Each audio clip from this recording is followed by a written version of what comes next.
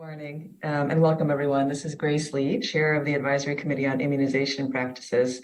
Today is September 11th, September 12th, and I am pleased to call today's ACIP meeting to order. I will turn it over to Dr. Melinda Wharton to begin with our purpose and our process this morning. Good morning. Thank you, Dr. Lee.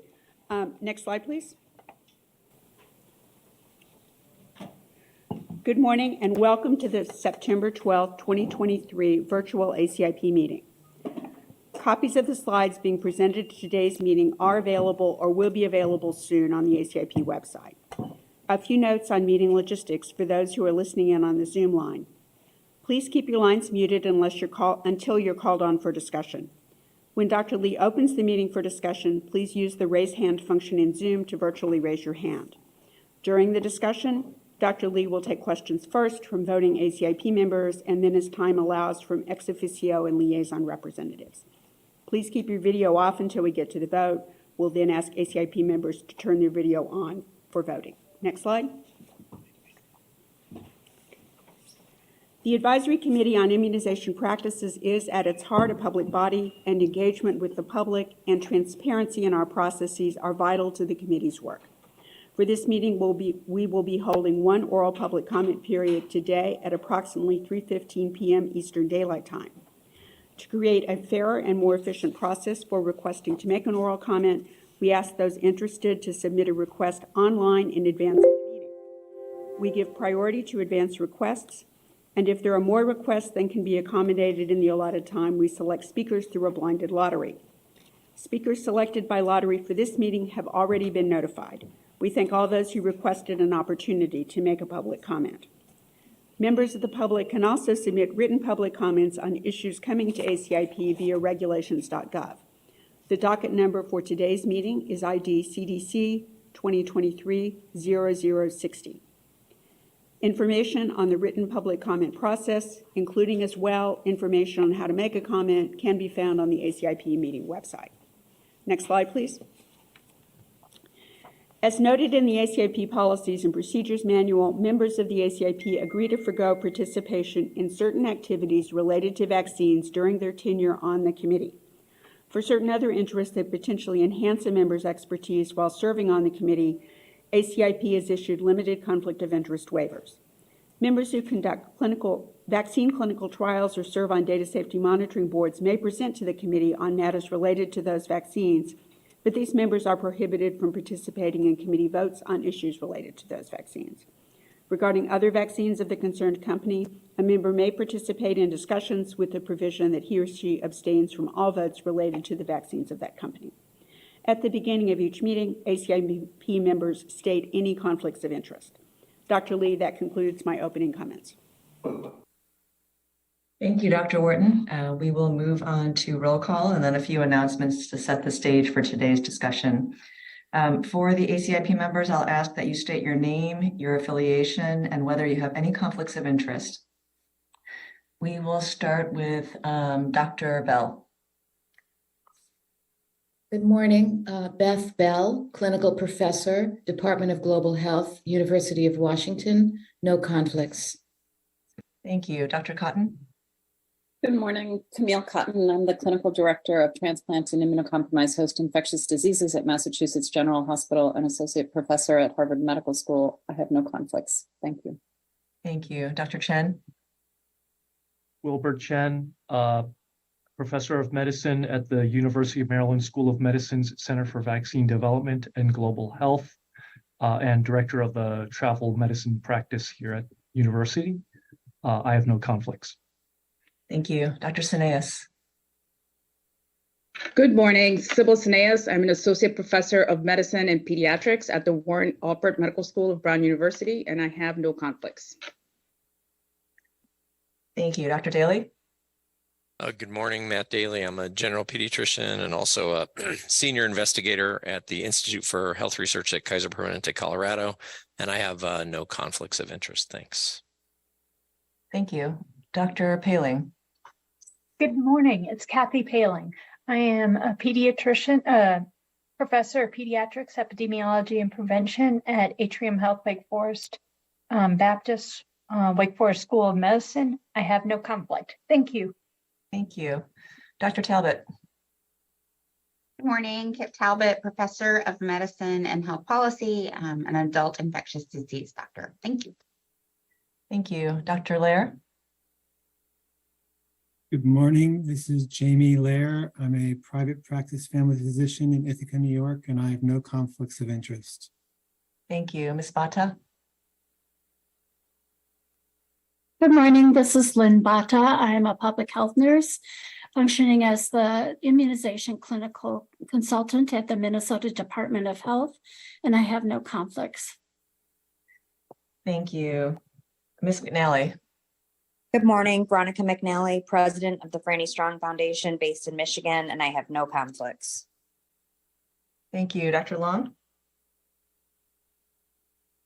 Good morning, I'm Sarah Long, pediatric infectious disease physician and professor of pediatrics at Drexel University College of Medicine in Philadelphia. I have no conflict. Thank you. And this is Grace Lee, Professor of Pediatrics at Stanford University School of Medicine and Chief Quality Officer at Stanford Medicine Children's Health. I have no conflicts. Let me just confirm, are there any additional ACIP members on the call right now that I haven't called on? Okay. Well, for our committee, we do have quorum today, so we're able to proceed. For our ex officio and liaison members, I will announce the organization name and then please indicate your first and last name on behalf of your organization. We will start with the Centers for Disease Control and Prevention.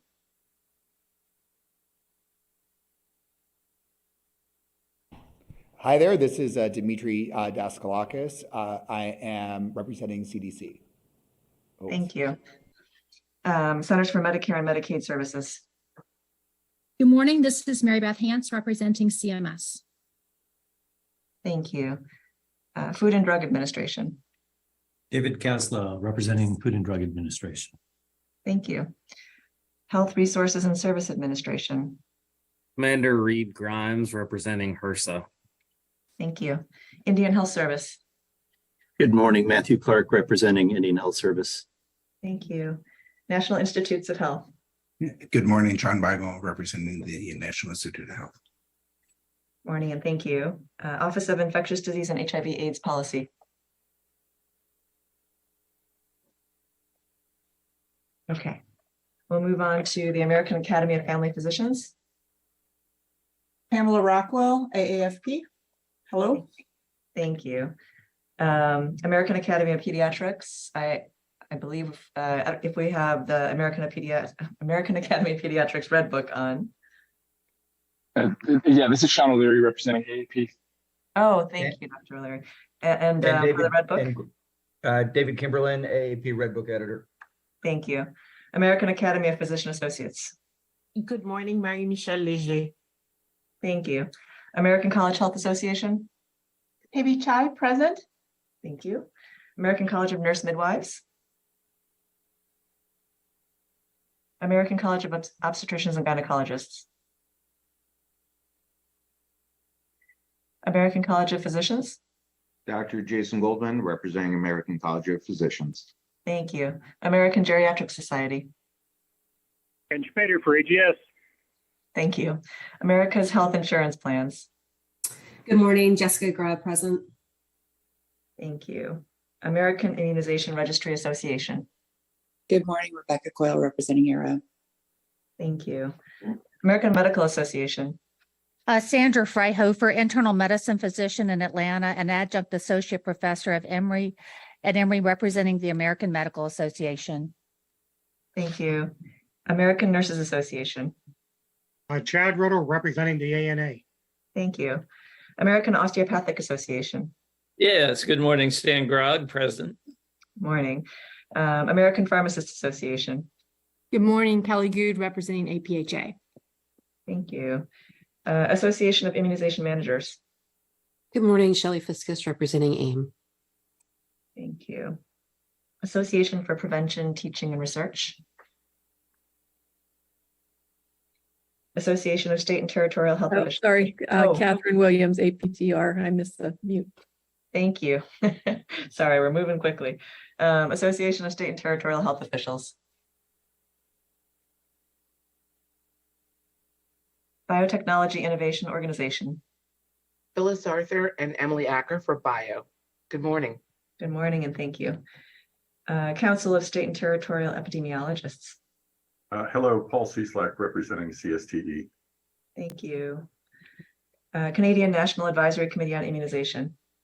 Kelsey Young here on behalf of NACI. Thank you. Infectious Diseases Society of America.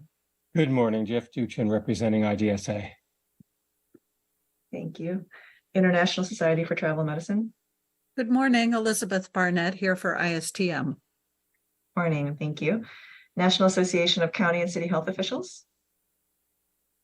Good morning, Jeff Duchin again representing National Association of County and City Health Officials. Thank you. National Association of Pediatric Nurse Practitioners. Good morning, Patsy Stinchfield for NAPNAP. Thank you. National Foundation for Infectious Diseases. Bob Hopkins and Marla Dalton for National Foundation for Infectious Diseases. Thank you. National Medical Association. Good morning, Pat Whitley Williams for the National Medical Association. Thank you. Pediatric Infectious Disease Society.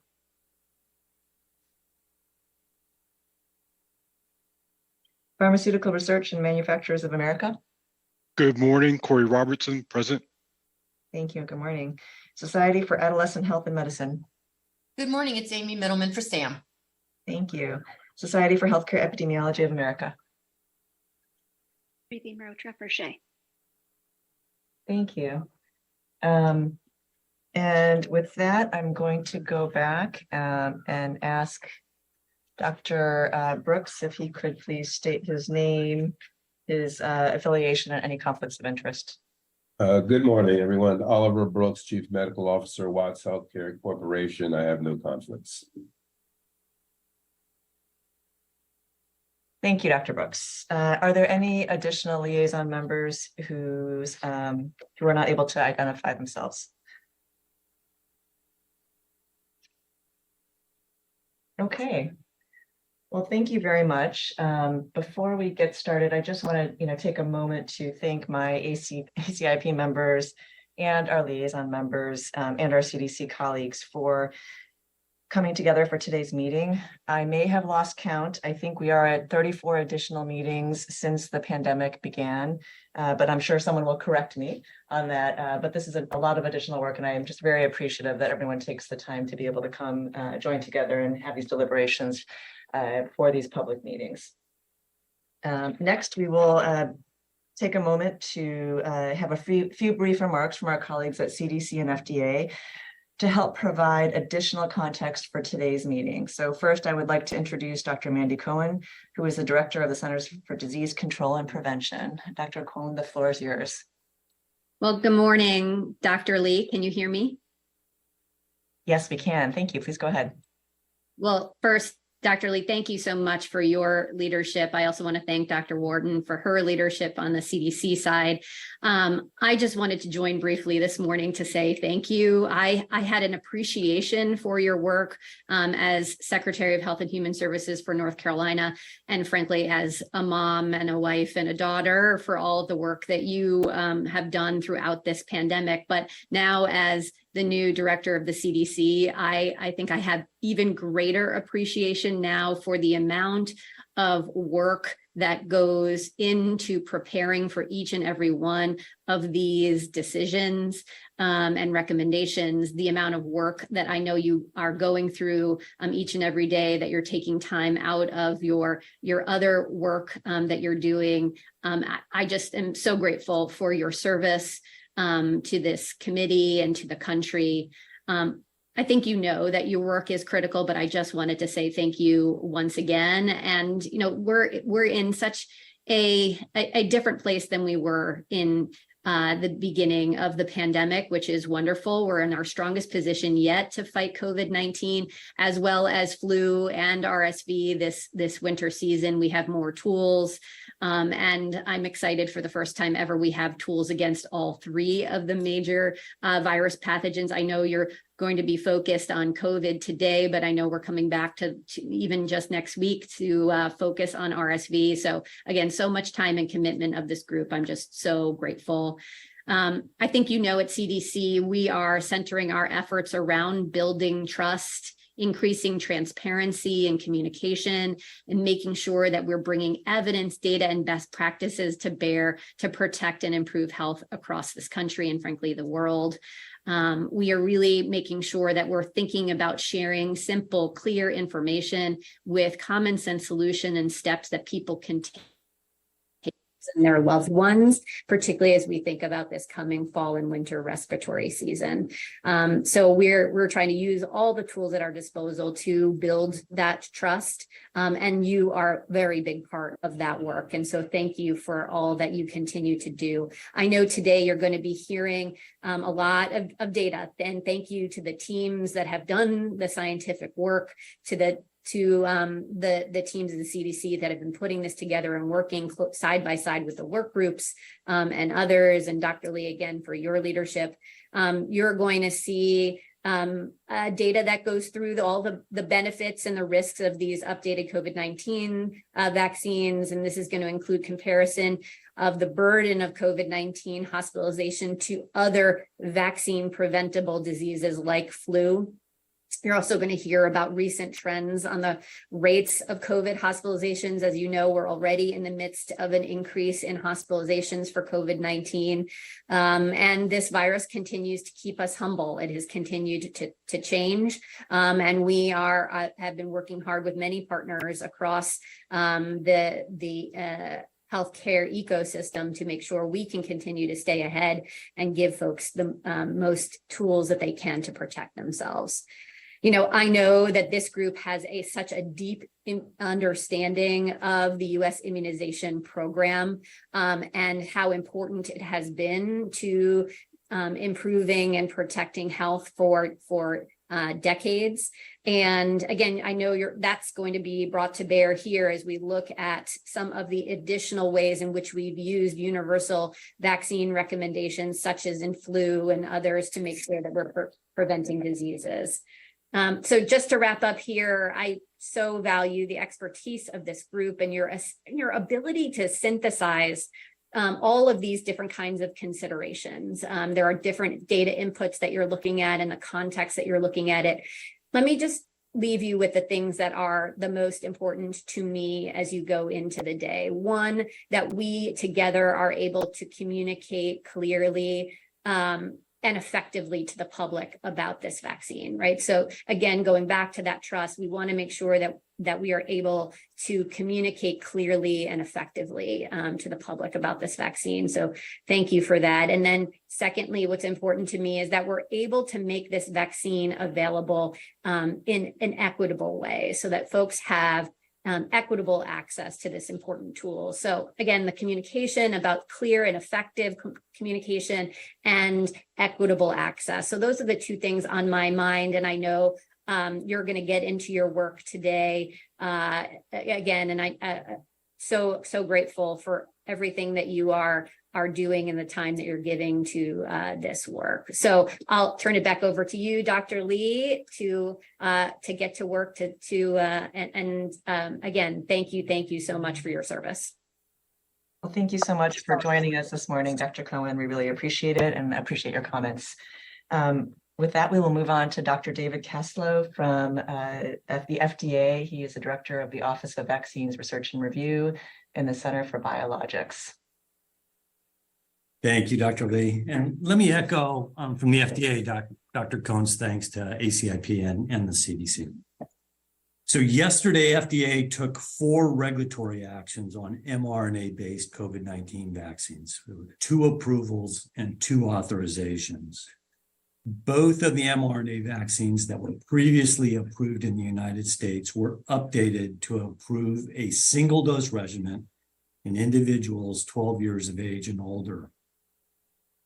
That single-dose regimen is now approved for the 2023-2024 formula that includes a monovalent or a single component encoding the viral spike glycoprotein of SARS-CoV-2, Omicron variant lineage XBB 0.1.5. Section 8.6 of the prescribing information, titled Immunocompromised Individuals, notes that the Centers for Disease Control and Prevention has published considerations related to COVID-19 vaccination for individuals who are moderately to severely immunocompromised. FDA also authorized yesterday both mRNA vaccines, which were previously authorized in the United States for a bivalent COVID-19 vaccine in individuals 6 months to 11 years of age. Both of those mRNA vaccines are now monovalent 2023-2024 formulas and are now harmonized for a single dose regimen in individuals 5 years through 11 years of age, regardless of previous vaccination status. Unvaccinated individuals 6 months through 4 years of age continue to be eligible to receive 3 doses of the now updated authorized Pfizer-BioNTech COVID-19 vaccine, or 2 doses of the now updated authorized Moderna vaccine. Individuals 6 months through 4 years of age who have been previously vaccinated against COVID-19 are eligible to receive 1 or 2 doses of a now updated mRNA vaccine, the timing and number of doses depending on the number of previous COVID vaccine doses received. Finally, additional doses of the updated mRNA vaccines have been authorized for individuals 6 months through 11 years of age with certain kinds of immunocompromised.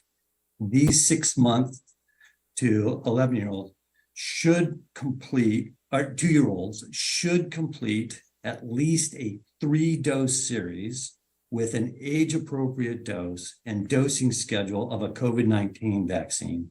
And at least one of those doses should be a COVID-19 vaccine 2023-2024 formula. And with that, I'll turn the floor back to you, Dr. Lee. Thank you very much, Dr. Kessler. I just wanted to take a moment to thank you for your work at the FDA to ensure that the regulatory actions are easier to implement, especially for our children. Before we move on to the last set of comments, we have received a lot of requests for information around the Novavax vaccine. I know you may not be able to comment on that, but is there anything you can tell us from the FDA? Sure, no, thank you for that question. So with respect to other COVID-19 vaccines, as you pointed out, I'm not at liberty to disclose or discuss if, what, or when a submission has been made to FDA.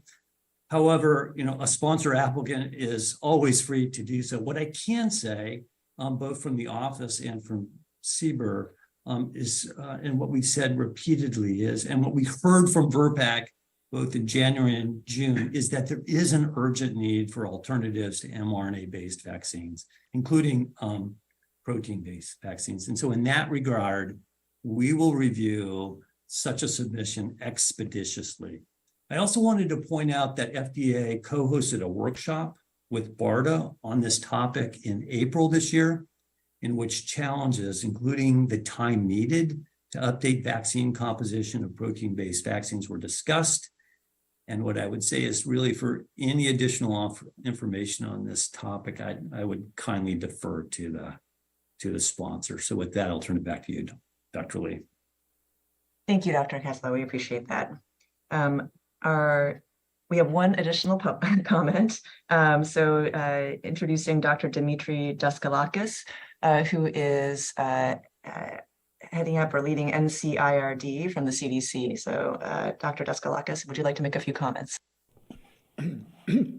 Thank you so much, and great to be here in my new acting status as the NCIRD director. So again, I'm really excited to be here and to sort of hear the process that ACIP has gone through. I'll echo Dr. Cohen and her comments about just the great amount of work that goes into this, and just the gratitude we have for all who serve on the committee to make sure that we are continuing to look at the data so that we can best serve the people of America and their health. I think otherwise I would probably hand it right back over to you so we can. Specifically a Novavax comment, no problem. So just on follow-up to that, so thanks to the FDA comment. So again, I'll echo that we're also aware that there's a lot of interest in having non-mRNA vaccine options available. And we also look forward to the potential authorization of the updated vaccine. It's important to note that the voting language that is going to be presented later today is inclusive of FDA licensed or authorized updated monovalent XBB containing COVID-19 vaccines, including those that may be licensed or authorized in coming months. So this would allow such vaccines to be incorporated into programs immediately following FDA regulatory action, and that won't require that ACIP be reconvened. So I hope that this will facilitate the availability of the Novavax vaccine once FDA has reviewed and potentially authorized. Thank you. Thank you so much for your comment. With that, I believe we are ready to move on to our first session for today, which I'm going to turn over to Dr. Matt Daly, who is chair of the COVID-19 Vaccines Working Group, to provide an introduction and overview of today's session. Thanks very much, Dr. Lee. Good morning, everyone. I'll be introducing the session today on behalf of the ACIP COVID-19 Vaccines Work Group. Next slide, please. So as we just heard from Dr. Kaslow, FDA had a number of authorizations and approvals yesterday. He summarized those so clearly, but just to reiterate a couple points, FDA updated the COVID-19 vaccine emergency use authorizations, or EUAs, yesterday for the use of 2023-2024 mRNA vaccines for all doses and indications administered to individuals ages 6 months to 11 years. In addition, the FDA approved supplemental biologic license applications, or BLAs, for the use of 2023-2024 mRNA vaccines for all doses and indications administered to individuals ages 12 years and older. Next slide, please. So I did want to review what we discussed at the most recent public ACIP meeting on June 23rd of 2023. At that meeting, we heard a number of updates, including to COVID-19 epidemiology and vaccine effectiveness among pregnant persons and infants. We also heard and had a detailed discussion about infection-induced and hybrid immunity. And then following this, we summarized sort of the material presented in a number of workgroup considerations with respect to COVID-19 and pregnancy. Pregnancy remains a risk factor for severe COVID-19 disease. And based on the available data, COVID-19 vaccination substantially improves outcomes for pregnant people and their infants. And then in the context of infection-induced immunity and hybrid immunity, the summary of what was presented there includes the following. Hybrid immunity likely does provide better protection than either infection or vaccination alone. However, protection is likely influenced by multiple factors, including prior vaccine doses, prior infection, time since vaccination or infection. But it's important to highlight in the context of our discussion today that protection wanes over time following infection and following vaccination. Next slide, please. So then to review the deliberations of the ACIP COVID-19 Vaccines Work Group between that meeting and today. During that time, we've met frequently. We have been meeting almost weekly, and in that time we reviewed manufacturer data to inform monovalent XBB.1.5 containing vaccines.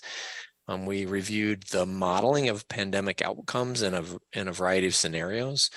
And what this did was look at potential impact of new variants and potential impact of different vaccine and booster coverage on the pandemic outcomes in these various scenarios. We heard a comprehensive review of COVID-19 vaccine safety, and we'll hear that again today.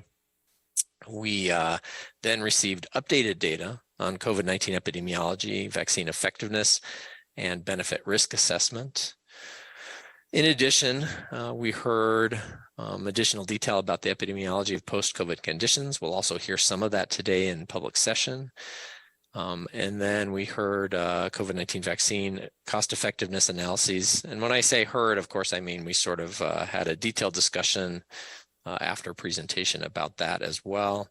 And then this all led up to our review of the evidence to recommendations framework, which we're also going to hear in detail today. Including that the work group discussed universal vaccination recommendations versus risk-based strategies, and requested and then reviewed additional data on burden by age group and by presence of underlying condition. Next slide, please. So the agenda for today is as follows. We'll first hear from Dr. Thornburg, who will review the current landscape of SARS-CoV-2 lineages. Then we'll hear from Dr. Havers, who will review COVID-19 epidemiology.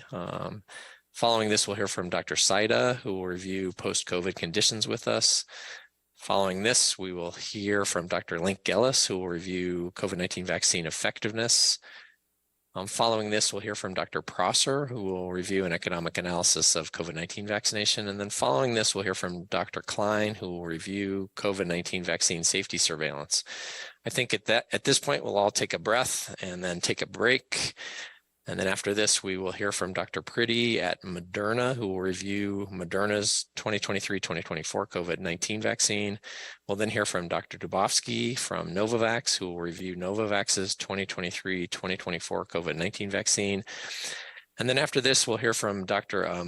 Mojarid, who will review Pfizer BioNTech 2023-2024 COVID-19 vaccine. Next slide, please.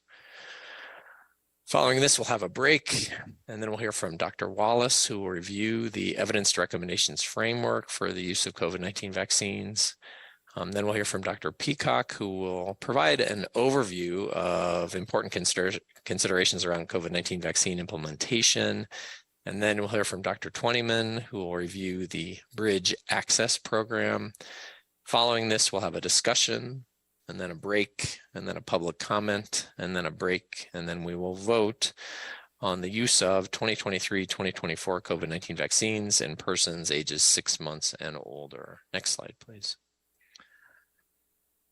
So my sincere thanks to the ACIP COVID-19 vaccines workgroup members who've spent countless hours reviewing everything that I presented so far today. So this includes ACIP members, ex officio and government members, the CDC leads, Dr. Wallace and Dr. Reagan. In addition, we have a number of liaisons who critically contributed to this, and a number of consultants. Next slide, please. And then there's a number of CDC participants who, again, are working countless hours to provide the data for which we are deliberating, or on which we are deliberating. Next slide, please. Thanks. I pass it back to you, Dr. Lee.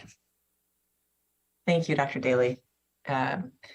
We will take a moment to recognize our ACIP member, Pablo Sanchez. If you could please just state your name, your affiliation, and if you have any conflicts. Thank you, Grace. Pablo Sanchez, a professor of pediatrics at the Iowa State University School of Medicine. And I'm a neonatologist and pediatric infectious disease specialist at Nationwide Children's Hospital in Columbus, Ohio. And I have no conflict. Thank you. Thank you. With that, we'll move on to Dr. Natalie Thornburg, who will discuss the current landscape of SARS-CoV-2 lineages.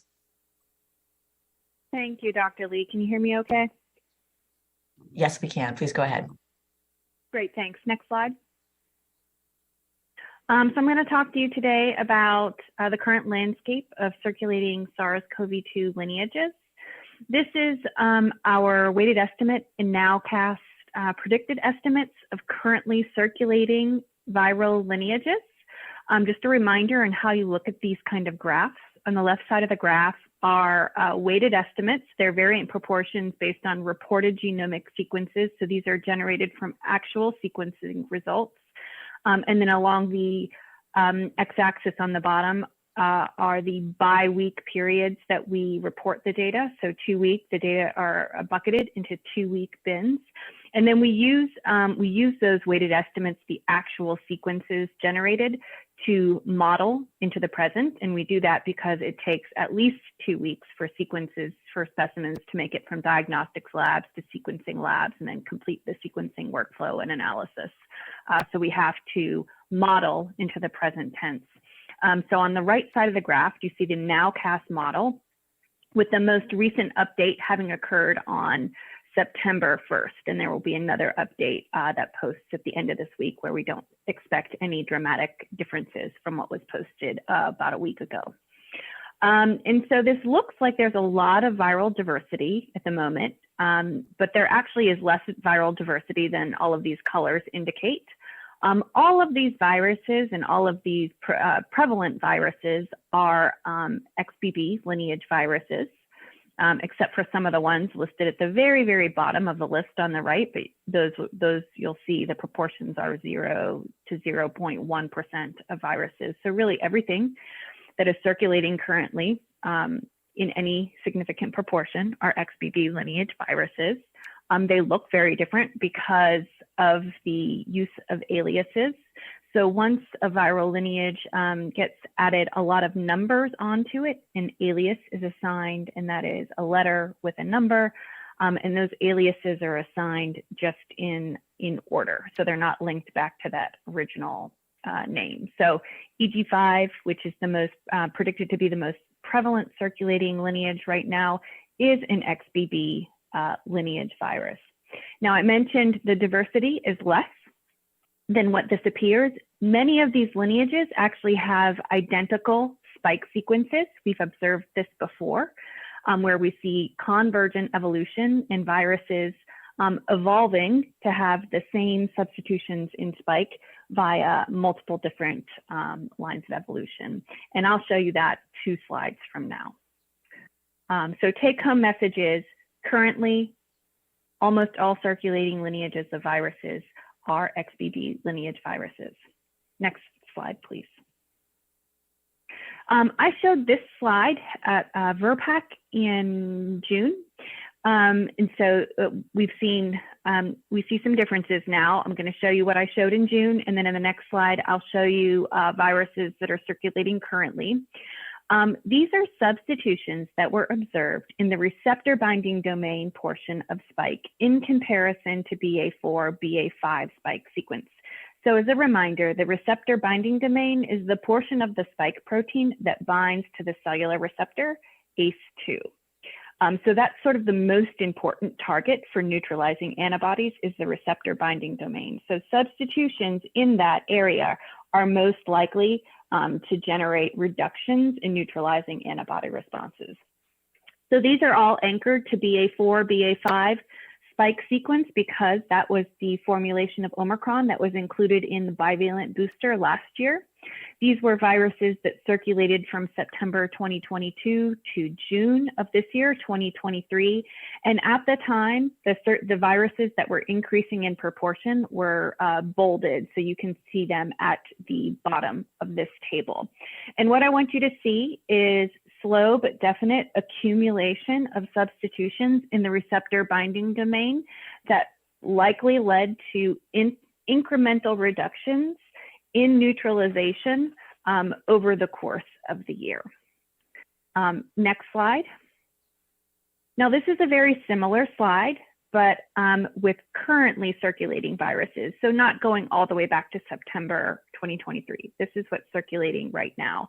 And this is anchored to the reference sequence XBB.1.5, since that is the proposed formulation of updated COVID-19 vaccinations. And so the sequence of each place where we're seeing some substitution is listed on the top. That's what's in XBB.1.9. You can see fewer columns, and that just means we're seeing fewer substitutions in currently circulating viruses in comparison to the vaccine formulation, XBB.1.5. And in currently circulating viruses, you'll see 1 to 2 substitutions in the receptor binding domain. So not a lot of substitutions in the receptor binding domain. You will see consistently, we are seeing a lot of the currently circulating viruses, especially those that are increasing in proportion, which are bolded, have an F to L substitution at residue 456, maybe indicating that the viruses are finding some sort of advantage by evolving this substitution. Next slide, please. And this was a slide I showed at VRPAC in June. At the time, there was consideration of either utilizing an XBB.1.5 formulation of vaccine or an XBB.1.6 formulation of a vaccine. This is a crystal structure of spike shown sort of on the bottom in gray. One protomer, or one piece of the three-part trimer of spike, is colored with the different portions of spike colored differently. Receptor binding domain is red and green, with the motif is a smaller portion of the receptor binding domain that really directly abuts ACE2. ACE2 would be attached to the cell. That's the cellular receptor up there on the top, kind of in gold. And the substitutions in those XBB viruses in comparison to BA.5 spike are in squares. And then there were two differences between these two proposed vaccine strains that are highlighted in green, one in the receptor binding motif and one in the N-terminal domain, which is blue. So they are very, very, very similar spike sequences, XBB.1.5 and XBB.1.16. Next slide, please. All right, so those viruses that I just talked through are greater than 90%, really closer to 99% of circulating viruses are all of those XBB lineage viruses that have one or two substitutions in comparison to XBB.1.5. I'm going to go through a couple of slides talking about BA.2.86, just because it's garnered a lot of attention and a lot of attention recently because it is very different than XBB lineage viruses. So this was first detected in early August, I believe, and it is a lineage of virus that's actually most closely related to BA.2. BA.2 is an Omicron that precedes XBB viruses. XBB viruses are BA.2 lineage viruses, but they're chimeric viruses, and so this seemed to have evolved independently of XBB lineage viruses and is quite different than XBB lineage viruses. So BA.2 and its lineages circulated in the spring of 2022, before the BA.5 wave, which happened late last summer, early last fall, after the really big Omicron wave, which was BA.1 lineage viruses in December, January, February of 2022. So it was sort of March, April, May circulation in the US when we actually didn't have a whole lot of cases of COVID-19 at that time. So you can see a phylogenetic tree on the bottom left that was pulled from next strain and a blow up of all the sequences that have been generated on the right. And there's it's kind of evolving in two different, I don't want to say clades, but two different versions of BA.2.86 right now. There are two US sequences that are highlighted with yellow errors. So one that was detected in Michigan and another sequence that was detected in Ohio. Next slide, please. So BA.2.86 has more than 30 amino acid substitutions in spike in comparison to XBB.1.5. And as far as the sequencing goes, that's a similar change in amino acid of spike during that Delta to Omicron shift. There's variations between sequences due to missing data and sequencing artifacts, but then there also may be some variations in some of the viruses themselves. Again, it was first detected in specimens collected in late July 2023. And as of last week, there were seven clinical specimens, 7 sequences in 7 US states, and then there was 1 additional state detections in wastewater. We may have a couple more this week and in coming weeks, but the take-home message is we have a very small number of viruses detected in the United States thus far. And as of last week, it had been detected in 10 different countries. We're still dealing with a fairly small number of sequences. I do want you to look at the alignment on the top. The alignment is not just the receptor binding domain. The receptor binding domain is shown in red. This is substitutions represented across the whole spike protein, and terminal domain being in blue, receptor binding domain in red, and S1, S2 interface in purple and sort of peach colored. The top is BA.2, the descendant, or the parental lineage. The second line is XBB.1.5, the proposed current formulation of the vaccine. And then the bottom two are BA.2.86 sequences, substitutions. And what I want you to see is just there's a large number of substitutions in BA.2.86 in comparison to XBB.1.5. Next slide. So because of this large number of substitutions, there is some concern that there could be a more dramatic reduction in neutralization against BA.2.86 viruses should they take hold and increase in proportion, which they have not done yet, and we cannot say with certainty is going to happen. So many labs have now generated data for neutralization. I'm going to show two studies, but there have been more studies. There's more studies posted every day for neutralization. This study is out of David Ho's laboratory. This is generated through the SAVE network, which is a network of laboratories that's funded with our SARS interagency group partner, or SARS interagency group partners at NIAID. So this is pseudovirus neutralization. So it's not in a SARS-2 backbone. You use a different virus backbone and put spike on the surface of it and see just sera how much virus can be neutralized by different kinds of sera. So in the left panel is 3 shots original vaccine formulations and 2 shots of last year's vaccine formulation.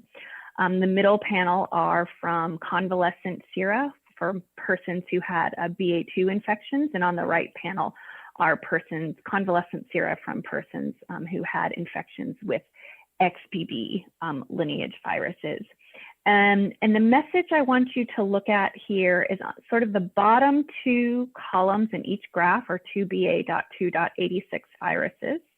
And there is still good neutralization of BA.2.86 pseudoviruses in comparison to XBB.1.5 virus, using really all of the different types of sera.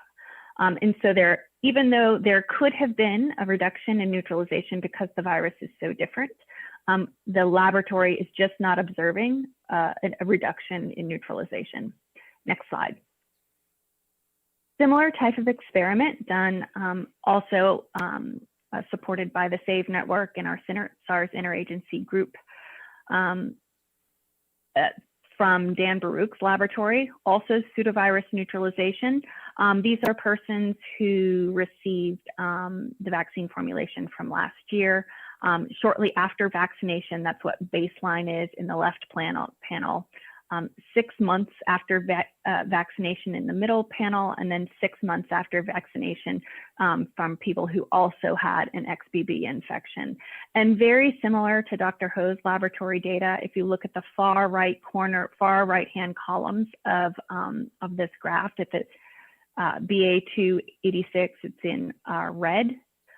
They did not observe a dramatic reduction in neutralization of BA.2.86 pseudoviruses in comparison to XBB.1.5 viruses. Although, of course, this is with people who have received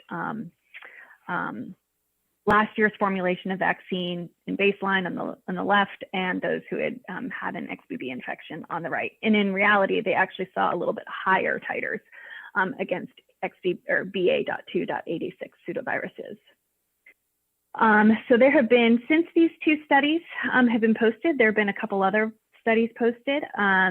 One is with recombinant viruses. So it's an authentic, well, it is a full SARS-2 virus, not in the backbone of another virus, but was generated in the laboratory, and they observed similar results with no dramatic reduction in BA.2.86 neutralization. Next slide, please. So as a reminder, more than 90% of circulating viruses are XBB lineage viruses with an additional 1 to 2 substitutions in RBD. Oh, I'm sorry, this slide is not correct, but okay. More than 90% of circulating viruses are XBB lineage viruses with 1 to 2 additional substitutions. BA.2.86 is a newly detected lineage with 30 amino acid substitutions in spike. Thus far, the number of viruses detected is still low. Sequence numbers are too low to calculate proportion though. So we don't know if BA.2.86 will be of any significant circulation. Preliminary pseudovirus neutralization data generated by multiple labs do not indicate a large reduction in neutralization activity. We have, and I apologize, these slides got swapped during reviews. We have, CDC has generated 2 authentic isolates of BA.2.86, one confirmed and one putative. We are in the process of distributing BA.2.86 viruses to multiple labs to do transmission studies, more neutralization studies against lots of different kinds of sera. And then we have another putative isolate, which is from a slightly different version of BA.2.86. We're also locally working on titrations before neutralization studies. And I believe this is my last slide. Next slide. Yeah, sorry.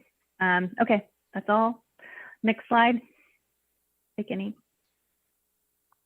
Thank you, Dr. Thornburg.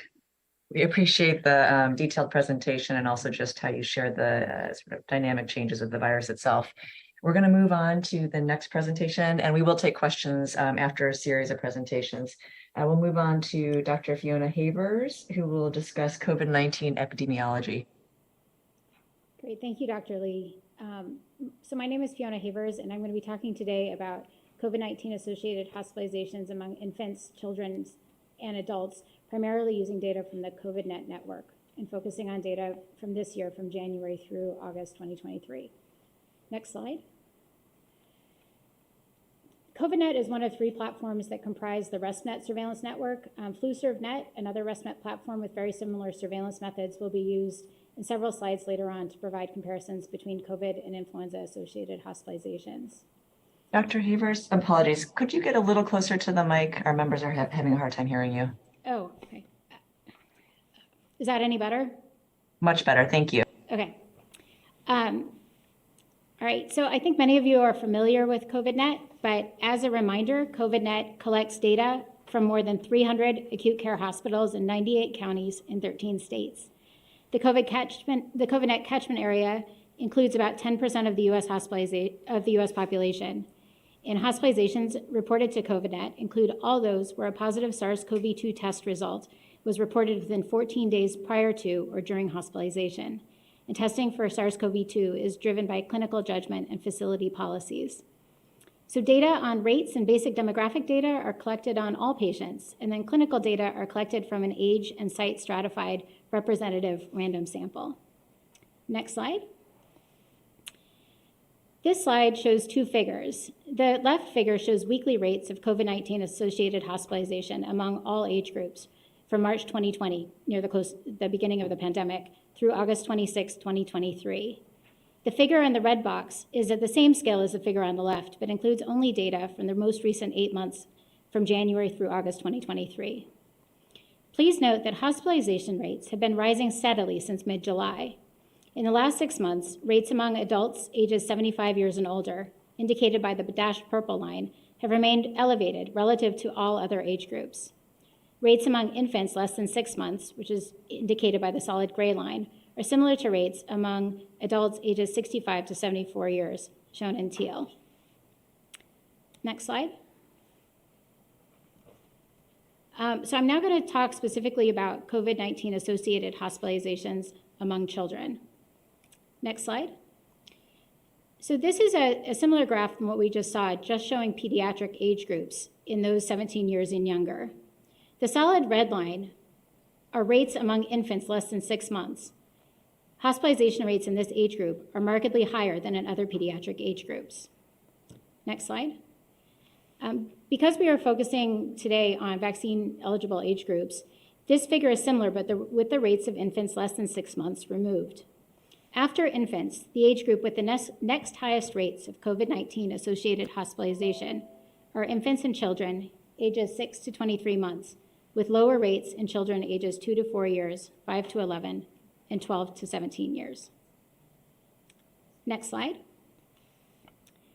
So this slide shows the prevalence of underlying medical conditions by age group among children hospitalized with COVID-19. Overall, 54% of pediatric patients had no underlying medical conditions, but this varied widely among age groups.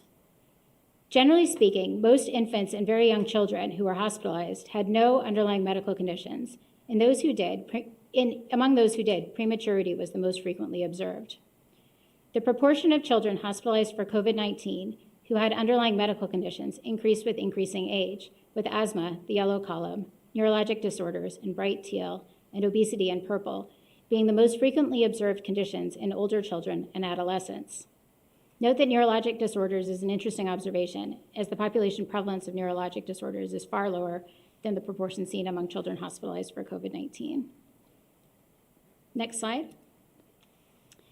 So to put COVID and hospitalization rates in context with another vaccine-preventable disease, these two figures provide comparisons of COVID-19 and influenza-associated hospitalizations using data from COVIDNet and FluSurvNet. Note that active surveillance for FluSurvNet for the most recent season occurred during a typical respiratory virus surveillance period of October through April, whereas COVIDNet hospitalization surveillance remains year-round. So these figures compare cumulative hospitalization rates for COVID and flu for the two most recent surveillance seasons. For the 2021-22 season, which runs from October 21 through September 22, and the figure on the left, rates of COVID hospitalizations indicated in the solid color lines were higher for all the 3 pediatric age groups shown relative to influenza hospitalizations, represented by the dashed lines.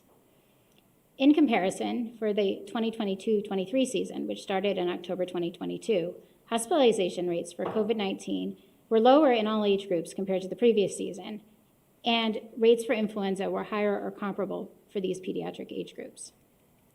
Note that these rates include all patients admitted with a positive SARS-CoV-2 test and do not take into account reason for admission.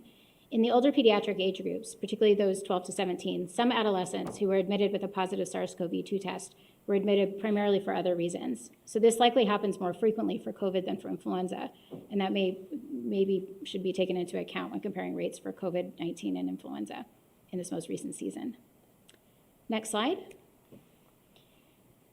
In this final figure, comparing flu and COVID hospitalizations among infants, children, and adolescents, the proportion of hospitalized patients admitted to the ICU by pathogen and age group were compared. A higher proportion of COVID-19 hospitalizations were admitted to the ICU relative to influenza hospitalizations. But as you can see, both pathogens cause severe outcomes in all age groups. Next slide.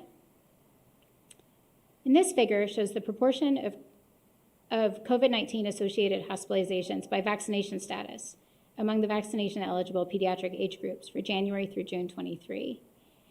Among children 6 months to 4 years, and for those 5 to 11 years, a significant proportion of hospitalizations are among unvaccinated children, shown in orange.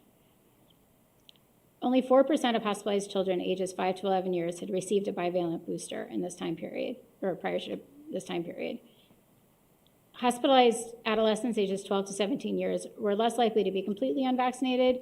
However, as you can see, only 6% of those hospitalized had received the recommended updated bivalent booster dose.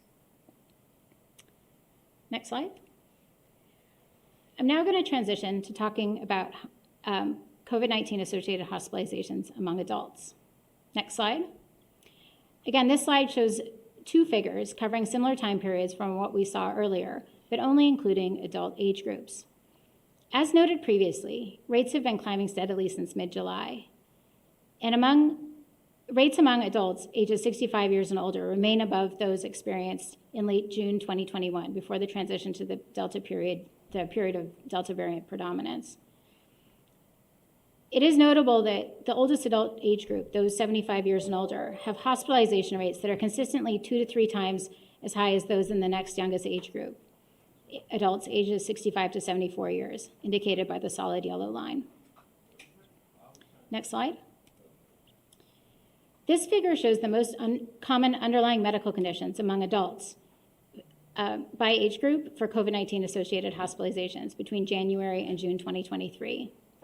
In general, the distribution of underlying medical conditions that are most common in adults ages 60 to 49 or ages 18 to 49 differ from those seen among adults ages 50 years and older. Among younger adults ages 18 to 49, the most common underlying conditions include obesity, neurologic disorders, cardiovascular disease, asthma, diabetes, and chronic lung disease that does not include asthma.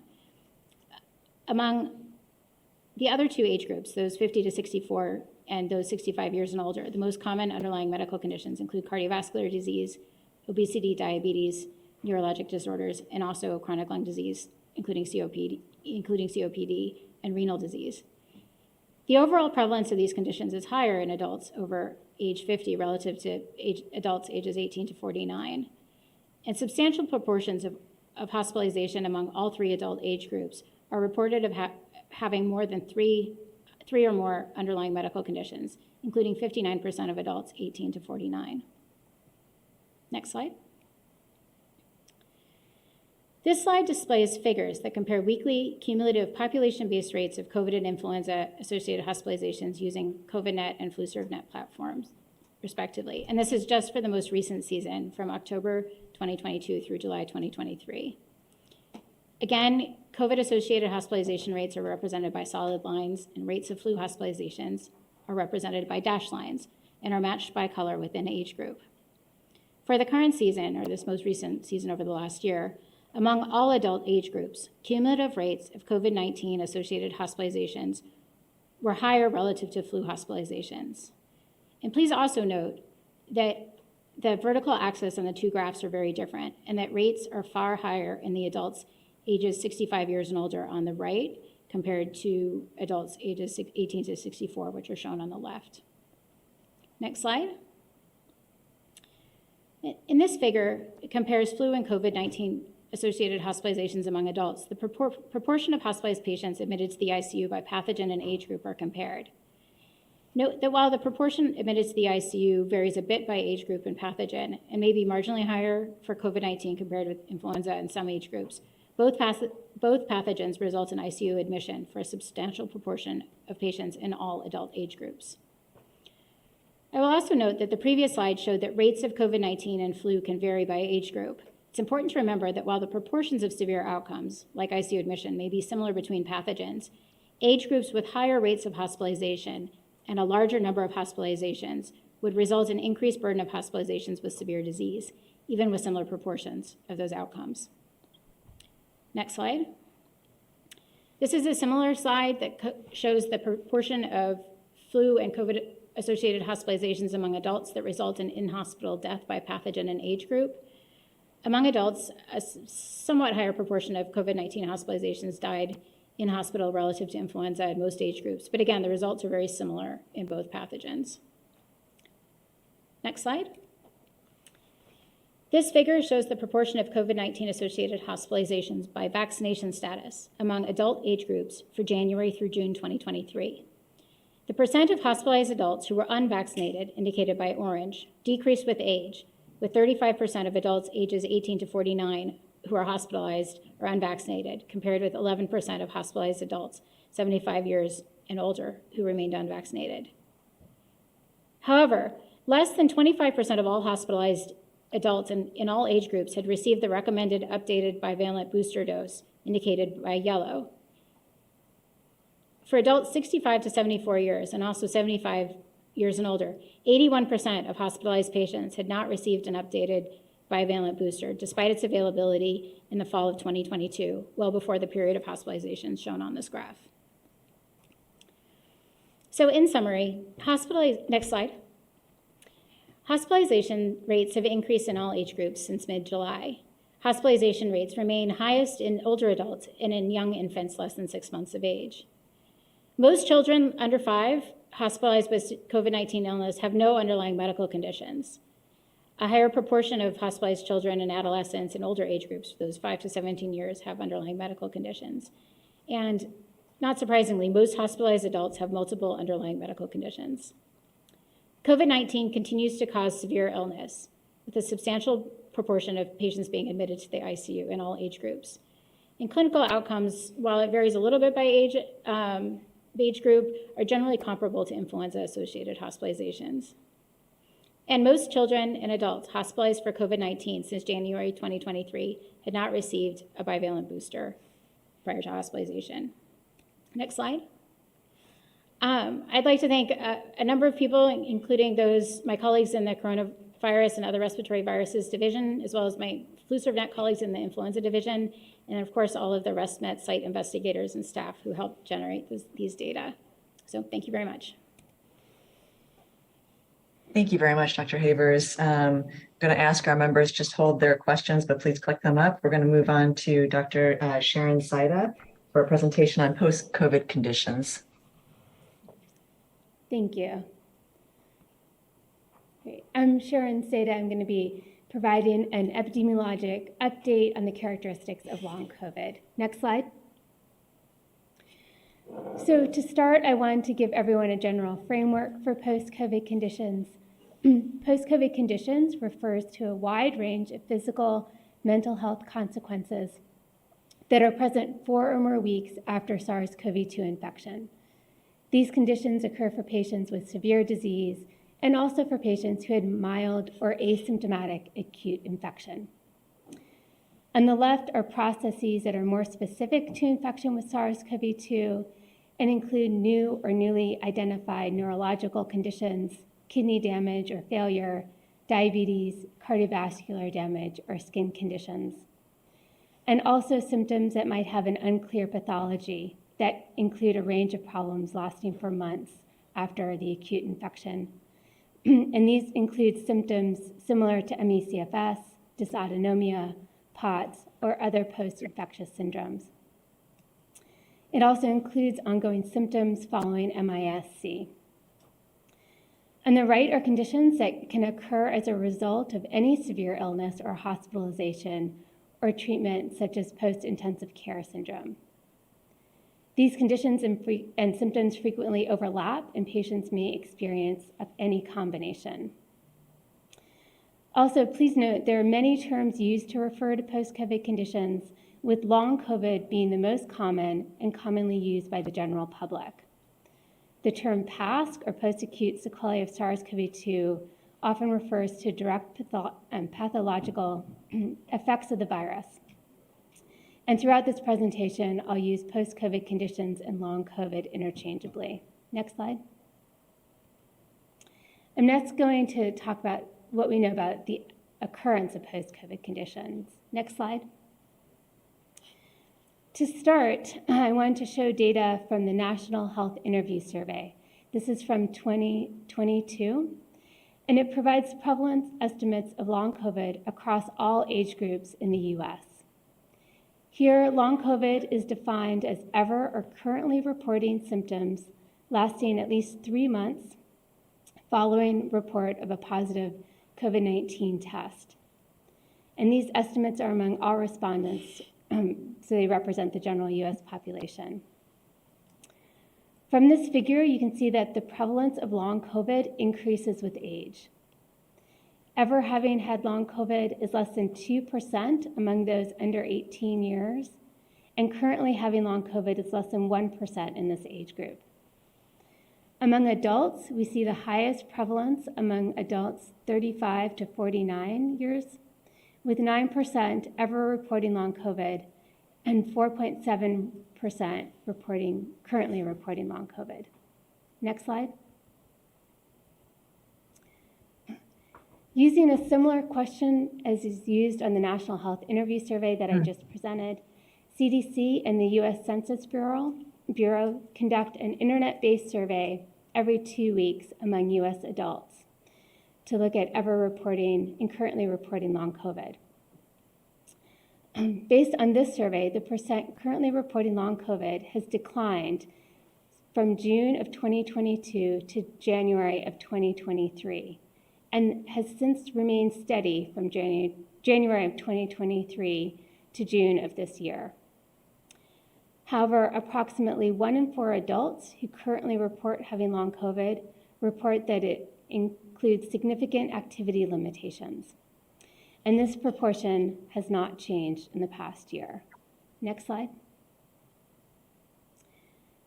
In addition to reporting ongoing symptoms, long COVID or post-COVID conditions also includes incident conditions following acute SARS-CoV-2 infection. Using large electronic healthcare data to compare those with COVID-19 to those without COVID-19, we have found that there was an increased risk for 4 symptoms and 8 conditions among children who had COVID-19, and this included an increased risk for heart conditions, kidney failure, blood clots, and diabetes, and neurological conditions. In addition, among adults who had COVID-19 compared to those without COVID-19, there was a 1 in 5 increase, or 1 in 5 adults had a health condition that might be related to their previous COVID-19 infection. And these included neurological or mental health conditions, kidney failure, musculoskeletal, cardiovascular, respiratory conditions, or blood clots and vascular issues. Next slide.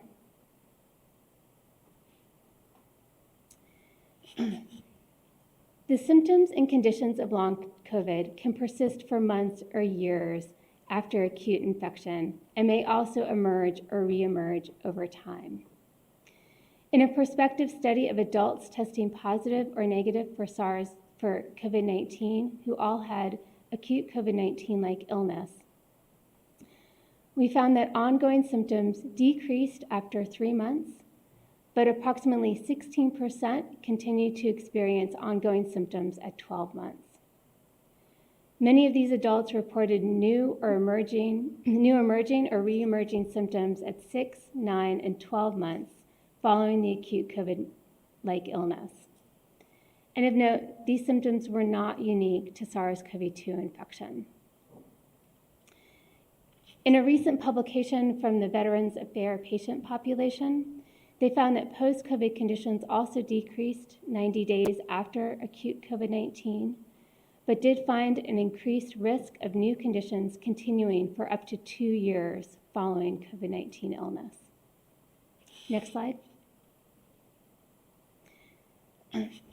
Some of the groups that are more likely to experience post-COVID conditions include female sex, older age sometimes, adolescents have a higher likelihood of post-COVID conditions compared to younger children.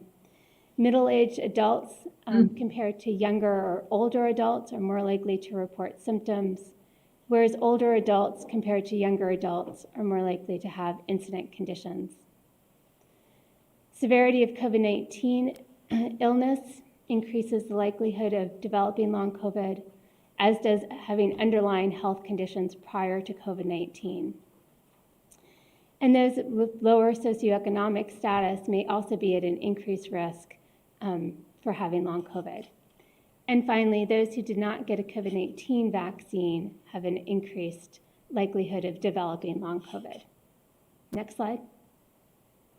And that is what I'm going to present data on next. Next slide. So this first study is a recent systematic review and meta-analysis that included 6 studies from Italy, Turkey, the United Kingdom, and the United States.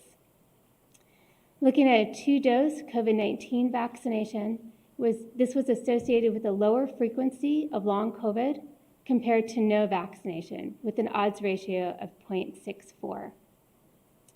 And a 1-dose vaccination was also associated with a lower risk. compared to no vaccination with an odds ratio of 0.6.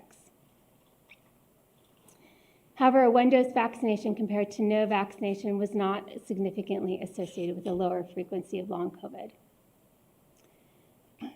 And these results included post-COVID conditions defined both by a self-report of ongoing symptoms and the incidence of new conditions from electronic health records. Of note, these studies summarized here only included adults. Next slide. These are results based on unpublished data looking at the association of prior vaccination status with post-COVID conditions among 161,000 vaccinated patients matched to unvaccinated patients within 7 days of a SARS-CoV-2 positive test, and then further matched by age, sex, and severity of infection.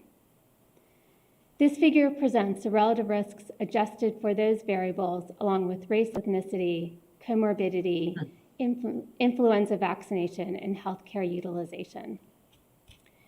Compared to unvaccinated individuals, vaccinated individuals had the same or lower risk of post-COVID conditions, and many of these associations were stronger in the younger age groups. Next slide. This next slide presents data from our Heroes Recover cohort, vaccine effectiveness cohorts. Participants in this cohort collected mid-turbinate nasal swabs weekly, regardless of illness or symptoms, and then had additional swabs collected for any illness symptoms. This study utilized a case control design where participants who tested positive for SARS-CoV-2 were then asked about post-COVID conditions at least 60 days after testing positive. After adjustment for gender, age, number of chronic conditions, and the number of symptoms during the acute infection, having a 3-dose mRNA vaccine at least 7 days prior to infection reduced the odds of the occurrence of post-COVID conditions with an adjusted odds ratio of 0.76. Next slide. Using a similar design, this is a multi-study cohort of children enrolled between July of 2021 and September of 2022, and then followed for post-COVID conditions occurring at least 1 month after infection. All of these cases were during the Omicron variant period. In this study, an mRNA COVID-19 vaccination appeared to be protective against the development of post-COVID conditions among children, with an adjusted odds ratio corresponding to vaccine effectiveness of 34%, 48%, and 47% for at least one post-COVID condition symptom, 2 or more post-COVID condition symptoms, or respiratory specific post-COVID condition symptoms. Next slide. Next slide. So in summary, I want to leave you with a few important take-home messages. First is that post-COVID conditions are common following SARS-CoV-2 infection. These conditions do appear to decrease over time since infection. Further, while thousands of individuals are still impacted by post-COVID conditions, the prevalence and occurrence has decreased since the beginning of the COVID-19 pandemic. These symptoms and conditions are not unique to having had SARS-CoV-2 infection, since our definition of post-COVID conditions encompasses a very broad array of symptoms and conditions. Post-COVID conditions are associated with an increase in healthcare utilization and significant activity limitations that impact daily activities, work, and school. And there is good news in that there is accumulating evidence that COVID-19 vaccination reduces post-COVID conditions, both among children and adults. Next slide. Thank you. Thank you very much. Next, we'll move on to our last presentation in this section before we take questions. With Dr. Ruth Link Gillis will present on COVID-19 vaccine effectiveness updates. Thank you, Dr. Lee. My name is Ruth Link-Ellis, and today I'll be presenting a summary of vaccine effectiveness data available from CDC studies. Next slide. VE updates today will be focused on emergency department and urgent care visits in children and adolescents, and emergency department visits, urgent care visits, hospitalizations, and critical illness in adults. Note that the information included in this presentation is meant to complement results of the GRADE analysis, and in many cases, Dr. Link-Ellis, we can't hear you yet, but it might be that you haven't started.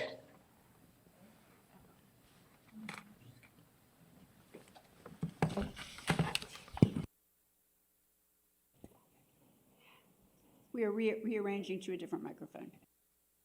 Thank you, Dr. Warden. Dr. Lee, can you hear me now?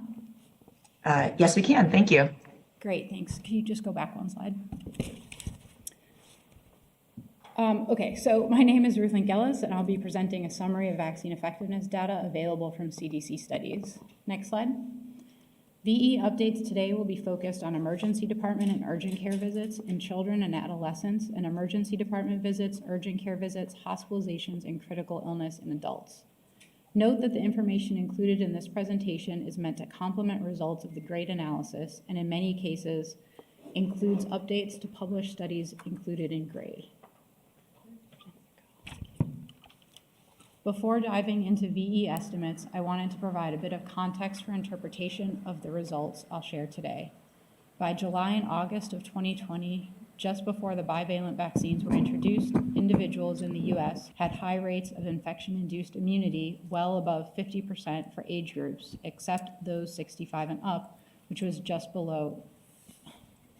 Hang on one second. Is this better for audio? Yes, much better. Thank you. Okay, thank you. Can you go to the next slide?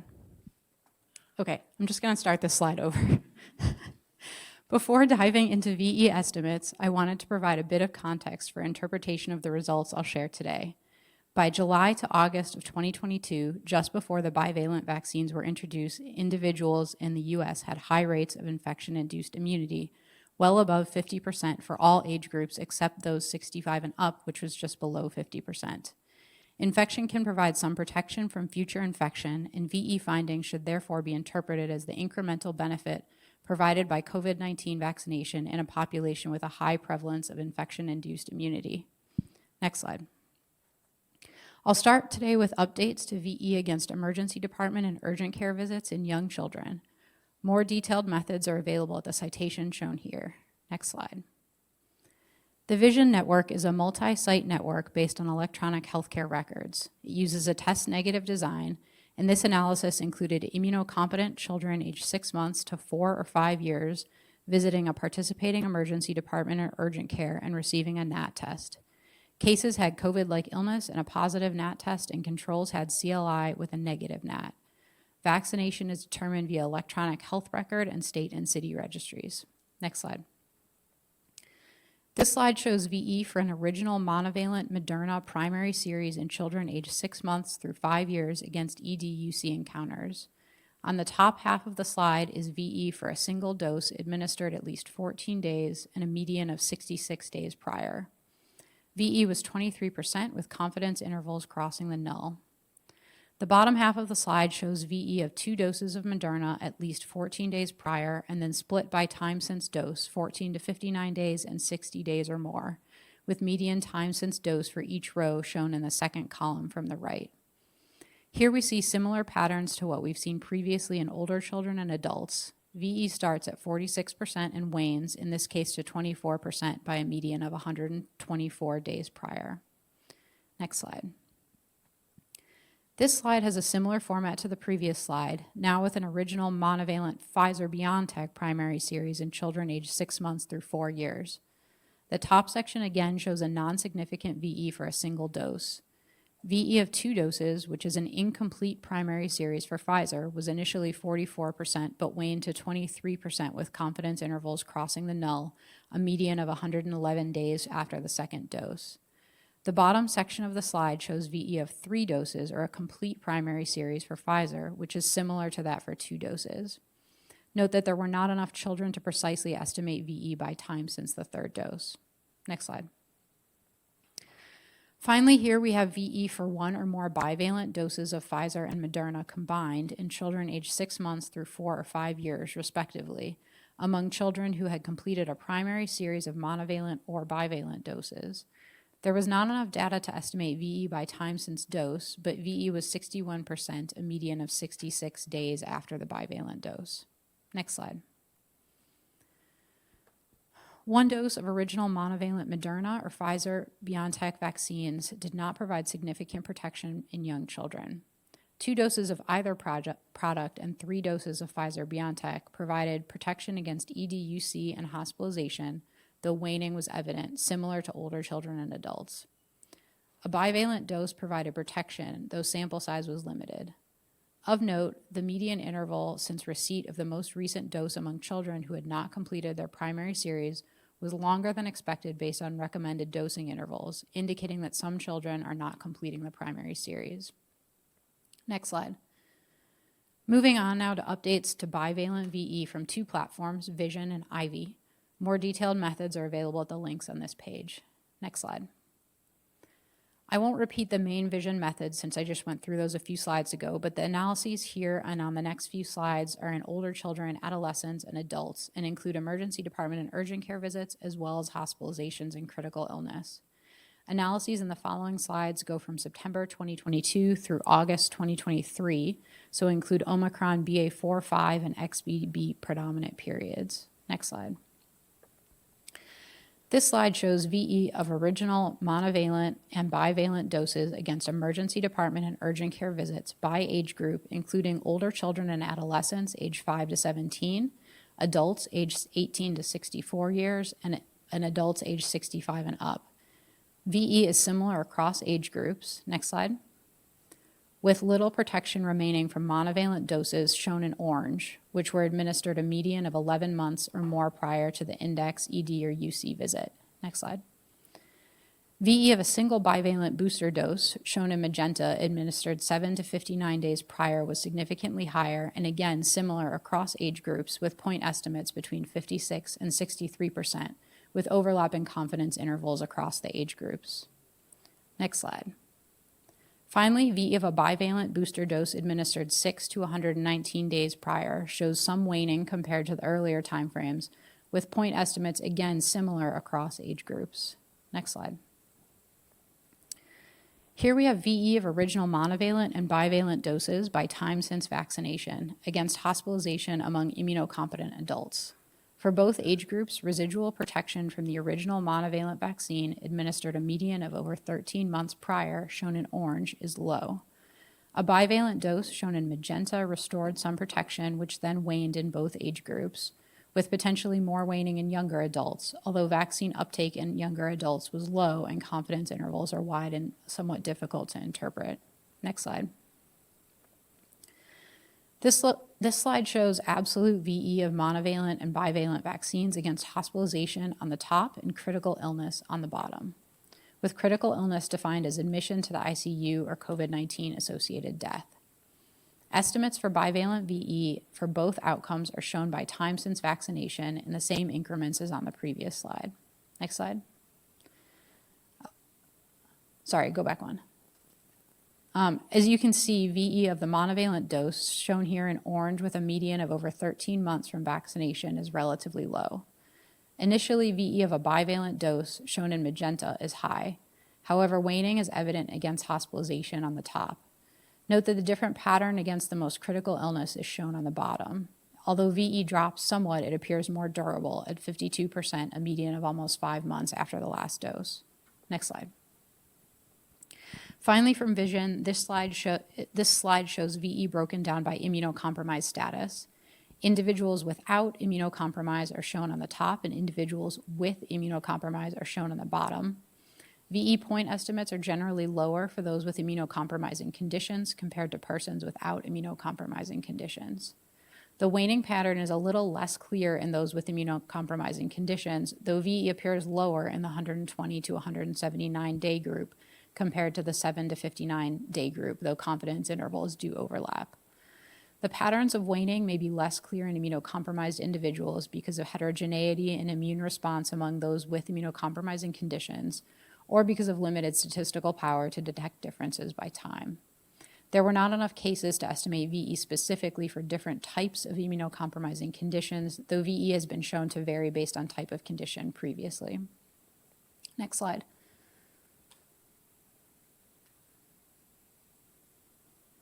Next slide. Thank you. Moving on now to the Ivy Network, a multi-site VE platform that uses a prospective case control design. For this analysis, participants were from 25 hospitals in 20 states with hospitalization between September 8th, 2022 and May 29th, 2023. Participants are adults hospitalized with COVID-like illness. Cases have a SARS-CoV-2 positive NAT or antigen test, and controls are negative for SARS-CoV-2 and influenza by NAT. Vaccination history is ascertained through EMRs, state and local vaccine registries, and self-report, and specimens are collected for central testing and sequencing. The analyses were completed for hospitalizations here from September 2022 through May 2023. Next slide. Here we see monovalent and bivalent VE against hospitalization in immunocompetent adults by time since last bivalent dose. As with vision, VE of a monovalent dose received a median of 412 days prior to hospitalization, shown here in orange, was low. IV data show the same pattern as vision data, with the bivalent VE against hospitalization shown in magenta, decreasing with time since vaccination for both younger and older adults, though note that the confidence interval for 90 to 179 days is quite wide in both groups. Next slide. Finally, from IV, this shows VE broken down by immunocompromised status. We see the same pattern of waning among immunocompetent individuals as previously, with a less clear pattern among those with immunocompromise, though note the wide confidence intervals for those with immunocompromise who were vaccinated 90 to 179 days earlier. Next slide. So in summary, current data from CDC vaccine effectiveness platforms demonstrate that bivalent boosters provided additional protection compared to individuals with distant monovalent doses. Waning of bivalent VE against hospitalization and EDUC visits was evident, though there was more sustained protection against critical illness. It's difficult, however, to separate impact of time since vaccination from emergence of new variants. Next, go back. VE patterns including waning appear similar across age groups, though low uptake of bivalent doses in younger age groups prevented assessment of waning beyond 4 months from the bivalent dose. Persons with immunocompromise may have reduced protection from COVID-19 vaccination compared with persons without immunocompromise. Historically, COVID-19 VE has been lower and waned more quickly for adults with immunocompromise compared to those without. Trends in bivalent VE, however, were less clear and additional data are needed.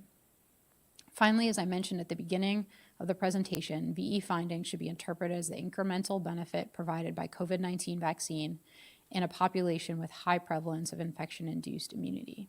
Next slide. This concludes the presentation, and I want to thank the numerous individuals and teams from both CDC and at the platform study sites for their countless hours ensuring high-quality data and analyses are available to ACIP. Thank you. Thank you very much. And this set of presentation is now open for questions. Dr. Paling.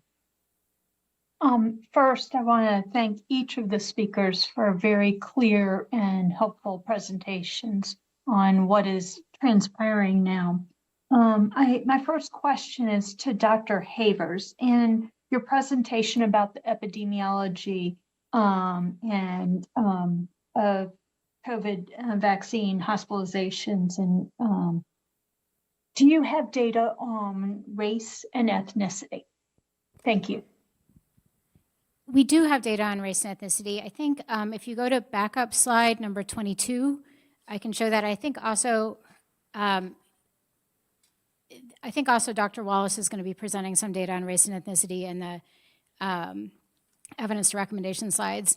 So what I will say is that we have been tracking health disparities throughout the COVID pandemic, and generally speaking, they still remain. But they have perhaps a little bit less than earlier in the pandemic. What the slides up here show the 3-week moving average rate by race and ethnicity from January through August 2023. And then sometimes weekly, and this is the weekly rates with As you can see, non-Hispanic Black persons, the rates are in blue. American Indian and Alaska Native are shown in yellow, and they currently have the highest cumulative rates, although I will note that the number of American Indian and Alaska Native population within the COVID-19 catchment area is relatively small. If you look at the COVID-19 cumulative rates from the last season, from October 22 to 2023, you can see on the right that rates remain highest in American Indian, Alaska Native populations and non-Hispanic Black populations. We have seen over the last year, the gap between Hispanic and non-Hispanic white populations have narrowed a little bit, which is shown in the purple and the black lines there. So we do have data on that. It's also published weekly on our COVID-19 dashboard, so it's publicly available, but I can answer also other specific questions about that. Thank you. While we're waiting to see if any additional questions arise, I just really quickly, do you have a sense of the vaccination rates as well and whether or not there are disparities in vaccination rates? I am not the best person to answer that. I think I'm going to defer to Dr. Wallace, who can answer questions on that. Dr. Wallace, we can come back to that later when you present. Okay, great. Yes, that's in my presentation. Thank you. Dr. Sanchez. Hi, thank you. And again, thank you for the clear presentations. I was wondering, you present, or I guess in one of the presentations, I think it was Dr. Havers, yes, who presented data on high rates of hospitalization among infants less than 6 months.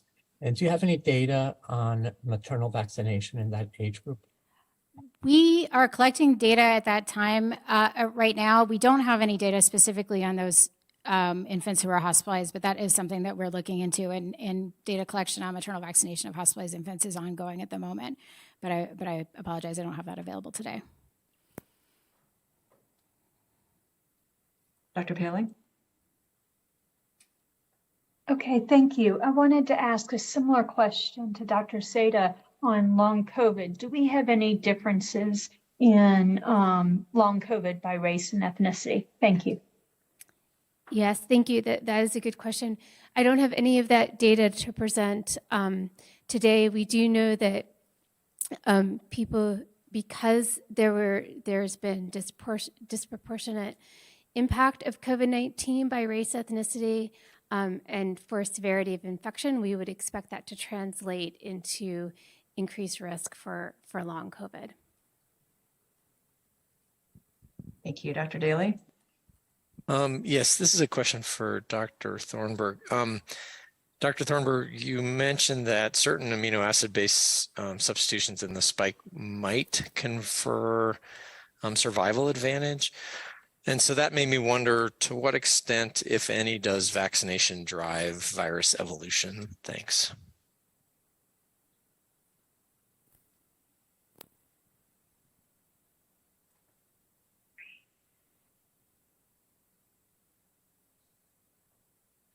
Dr. Thornburg, I can see you're unmuted, but we can't hear you yet.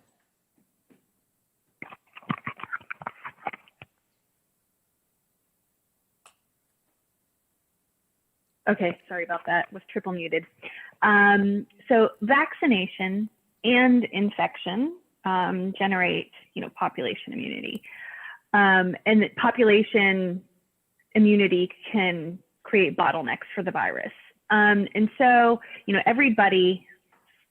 How do I say this? Everybody generates a very complex, repertoire of monoclonal antibodies. So you have this, hundreds, thousands of different individual antibodies, and everybody has a unique set of antibodies. And it's hard to quantify just how much vaccination drives that very complex repertoire, infection, or a combination thereof. But population immunity in general can absolutely create bottlenecks for a virus. So if 99% of the population has neutralizing antibodies against, a residue 456, then the virus might, can't infect 99% of the population. Therefore, it has to take hold in or change that one residue if it's able to change that one residue. So just in general, antibody repertoires can create bottlenecks for a virus, and a virus that is able to evolve can find ways around that. But it's hard to quantify vaccination versus infection, especially in the face of durability, where just how much antibody any population has at one given time is difficult to quantify. Thank you. Dr. Brooks? Yes, thank you. First of all, excellent presentations. I have one question, one comment for Dr. Seda. First, I really appreciate the data on the effect of vaccination and potential reduction of getting long COVID. I've often felt that a major concern is long COVID, which we will be seeing, years after you have the actual infection, or at least a year. So that's significant, and it's excellent data. And the question I had is, there was a slide that showed that 16% have ongoing symptoms after 12 months. I just wanted to clarify that was 16% of those that had COVID disease, or 16% of those that had what we'll call long COVID. Yeah, thank you. So that was on slide 7. So that is from a prospective cohort study we had, where we enrolled individuals who all had acute COVID-like symptoms at baseline and then tested positive or negative for COVID-19. And that 16% of those who either tested positive or negative continue to have ongoing symptoms at 12 months from the time of testing. Thank you, because that's that's 1 in 6. That's a pretty significant finding. Thank you. Thank you. Dr. Paling? Thank you. My question is for Dr. Link Gellis. You presented great data on COVID-19 vaccine effectiveness in both children and adults in prevention of ED, urgent care, and hospitalization. And I wanted to make sure my interpretation is correct. And what I understood is that the vast majority of persons of all ages have had COVID infection, but having an updated COVID vaccine provides additional protection in preventing ED, urgent care, and hospitalizations and severe illness for the older adults, regardless if you're immunocompromised or not. Is that a correct interpretation? Thank you. Yes, I believe that's a correct interpretation. I mean, generally, I would say because the bivalent and original monovalent vaccines were not authorized at the same time in the US, we can't do sort of a head-to-head comparison of the two. But what we did see was that original monovalent protection had waned quite a bit across age groups and across immunocompromised status. And so the median time since dose for people that did not get a bivalent dose is more than a year for most age groups at this point, so quite a bit out. And so what we saw was that the bivalent booster restored protection that had been lost by the monovalent waning. And then, of course, we do see some waning for the bivalent booster, but we see much more durable protection, both for monovalent and bivalent doses amongst the most critical illness outcomes, so ICU or mechanical ventilation or death. Dr. Long? Yes, it's a question for Dr. Havers about the epidemiology of COVID disease and hospitalizations by age. And a special question is about the observation of very high incidence in those under 6 months and under 23 months. And the question is, I believe you referred to it all as COVID. And I assume that I think of COVID as COVID lung disease, as is characteristic in adults and older and obese teenagers. I assume this was not lung disease, but these were hospitalizations mainly for something else like fever or sick, don't know why, or suspicion of or occurrence of MIS-C. Is that correct? Do you have any ballpark numbers or percents of those young children admitted to the hospital with COVID of what the clinical syndrome was? Yeah, no, thank you for that question. I hope you can hear me now. We do have data on that. We collect symptoms on all of our, when we do the medical chart review. I would say that the vast majority of children under 5 presented with respiratory symptoms who were admitted with a positive SARS-CoV-2 test. And I will say that the data that I think that most children are having respiratory symptoms. Some of them are being admitted with fever and other things. I don't have a breakdown of symptoms on the slides here, but I'm happy to provide that after. We do collect those data. I would say, generally speaking, respiratory symptoms such as cough, fever, shortness of breath, and then also symptoms like bronchiolitis in younger children are fairly common, but I don't have a breakdown on these slides here. But I think that most of the children that we're talking about here today, including among young infants, do have respiratory symptoms. And do you believe that of the deaths among children, that the vast majority had COVID-like lung disease rather than the other syndromes that children usually have, with younger children have with coronavirus infection?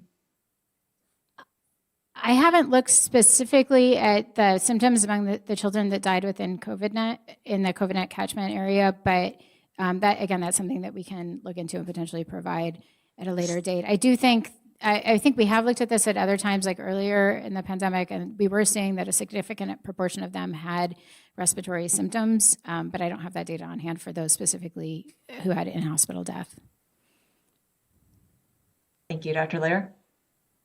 Thank you. Could we go to Dr. Sada's slides, please? On slide 4, there's a number of 9% in the middle age groups for the prevalence of symptoms. And then on slide 7, 3 slides further out, it says that this decreases, but that 16% of people still had symptoms at 12 months. I'm just trying to reconcile those two things. Did it go up from 9% down? Because I just want to get a sense of, is it more close to 10%, more close to a quarter of people have symptoms? Yeah, Thank you. it's a good question. It's one of the challenges we have with studying post-COVID conditions. There are multiple approaches to studying this question, and multiple studies will give you slightly different answers. So what is presented in slide 4 is from our National Health Interview Survey. So this is among all U.S. adults as the denominator, and then the numerator for these estimates is report of, for the 9% ever experiencing long COVID, so that's symptoms lasting 3 months or longer. And then that 4.7% in the same 30 to 49 year age group is for those currently reporting long COVID. And then on slide, that next slide that you were referring to on slide, there we go, on slide 7, the 16% was in a prospective cohort study that we had, so that was not representative of the US population. It was among 6,000 individuals who either tested positive or negative for COVID-19 who had acute COVID-19 like symptoms. So it's a different population. The main point here is just that a significant portion of them continued to experience ongoing symptoms at 12 months. So I'm sorry to ask, but I get asked by patients, if you get COVID, what is your chance of having long COVID at, let's say, 6 months? Are we talking about 1 in 10, 1 in 4? Do you have any sense of that? I will give you the answer of, I think it depends on a number of other factors, right? So all the different things that we have in slide 8 that are corresponding to your likelihood of developing long COVID. So based on your age, severity of the acute COVID-19 illness, whether you have any underlying conditions, and whether or not you've been vaccinated would be some of those factors that would play into that. We don't necessarily have that risk calculation for at the individual patient level on the likelihood of developing long COVID. Thank you. Thank you. I'm just going to wrap up this part of the session. I'm just going to acknowledge we're also very far behind, but I wanted to make a few comments for the team to consider. One is that I know that my colleagues and I are very appreciative that we're still collecting epidemiology information as well as, viral variant information, in part because we recognize that COVID is a dynamic infection that's going to change over time, and being able to continue to monitor the ongoing benefit risk balance is going to be very important for this committee and for the public. So again, really appreciate the ongoing infrastructure support for the systems that are able to collect this information. I do think, we did hear a call or a request for continued visibility on disparities and making sure that we are keeping health equities at the center of many of our activities. So we'll just request that going forward. We continue to be inclusive of that information in these presentations.